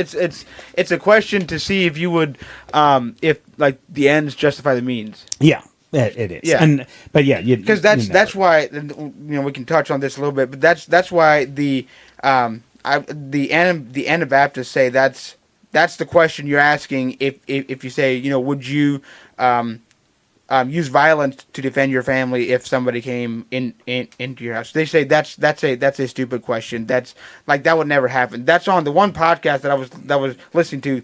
They were putting that question into that category. Like it's an That's- impossible situation. that's so wrong. Oh my goodness. It never That never happens? That you're you know. that is really dumb. Of them. Yeah, like right. of course it happens. Yeah, but, right. anyway. And they just want to dodge the question. Exactly. Because exactly. there's and they're usually complete total hypocrites because if it would come down to it, they would defend their family. Well, or they're complete everybody losers, will but- call 911. Yeah, That is a form. Oh yeah, that's delegating. a form. everything is backed by violence. Yeah, they It just. is. If you don't pay your bills, guess who shows up? A guy who's going to carry out violence. Okay, I don't know if everything is, but yeah, I know what you mean. Ultimately, it goes back to violence. It's one of those extremes that you use. Like So anyway, But do you everything think, is backed do by you, violence. Do you think I'm extreme? That's extreme. Your love for him is backed by violence. It is, because if I don't, I go to court and we file for divorce, and then it gets violent. Okay. And if I'm not ruly in court, then the cops come and I get thrown in jail. So, I think it's about time to wind it down. Yep, So, hey, that was fun. Yeah, I don't know how long we went, but it went fast. Thanks for coming on here and sharing. No doubt. Yeah, Um, absolutely. It was I'd say it went pretty good for. It was an insight into our family gathering. This was actually Totally. this would not have been unusual in the family No, gathering. not You at two all. doing most of the talking and other people listening. Yeah. Well, listening is not a main thing in Actually, the family no, gathering. that No. is There'd be a it's lot- just the difference is we're trying to have this conversation and there's a ton of background noise that we try to have to that tune is out. true. Like, That is yeah. true. But yeah, so very good. Good. Yeah. Well, thanks for being on, and be sure to hit up our socials. We need people to at least follow us, at the very least, on Spotify or wherever you stream, wherever you get this. We're on Dude. YouTube. You need to start to jingle that what is it? Dirty Chops guy does. Have you ever listened to this podcast? No idea. No. Oh, come on, guys, you're missing out. Okay, so anyway, yeah, listen to it. He does a little jingle to get people to try to subscribe, and Okay. I'm not you know, going to sing. Of course, We would you are. lose subscribers. The 3 that we have would actually block Okay, us. okay, just take So- his idea because you know, like what you're asking right now on podcasts, like subscribe to the Yeah. just tacky and cheesy as Yeah. all get Oh, out, yeah, right? it's But totally- you still want people to know, so make it a conversation, like what I'm doing right now. See, yeah, We learned Okay, from and this we did- multi-level There you go, marketing there you scheme, go. whatever you want to call it. Okay, Man, I don't know maybe why- we need to sign up. Maybe you can help us. You know, he can grow this. There you go. He got me. He came full Yeah. circle. Yeah. He got me. I knew I'd get it. It's the main reason why I did this. Yep. So, Now so I'm- there you go, and it wasn't even planned. Now That's I'm always screwed the for best. life. You know, I But got to anyway, So anyways, definitely. If subscribe you and want stuff, to you know. share with our audience your business If they, or do you have enough customers that you don't need anymore? I definitely don't need any right now. Okay. So, no, I shouldn't say that. No, we're actively looking for dealers to sell agriculture drones and other drones. So if you guys want to sell some, we're going more into becoming a distributor to other dealers. So I see. To the wholesaler. So right now we still do the majority retail. I mean, it's e-commerce, but we do the majority of that. But the company that we sell drones for once has become more of a distributor and have tons of other people across the country selling them. So that's what we're looking for, and that's newwayag.com. Man, they should pay me for this shit. Very good. Enough. Yeah. They would probably disagree. That's fun. All right. All right, that's a wrap. Episode 11. It's in the books. Okay.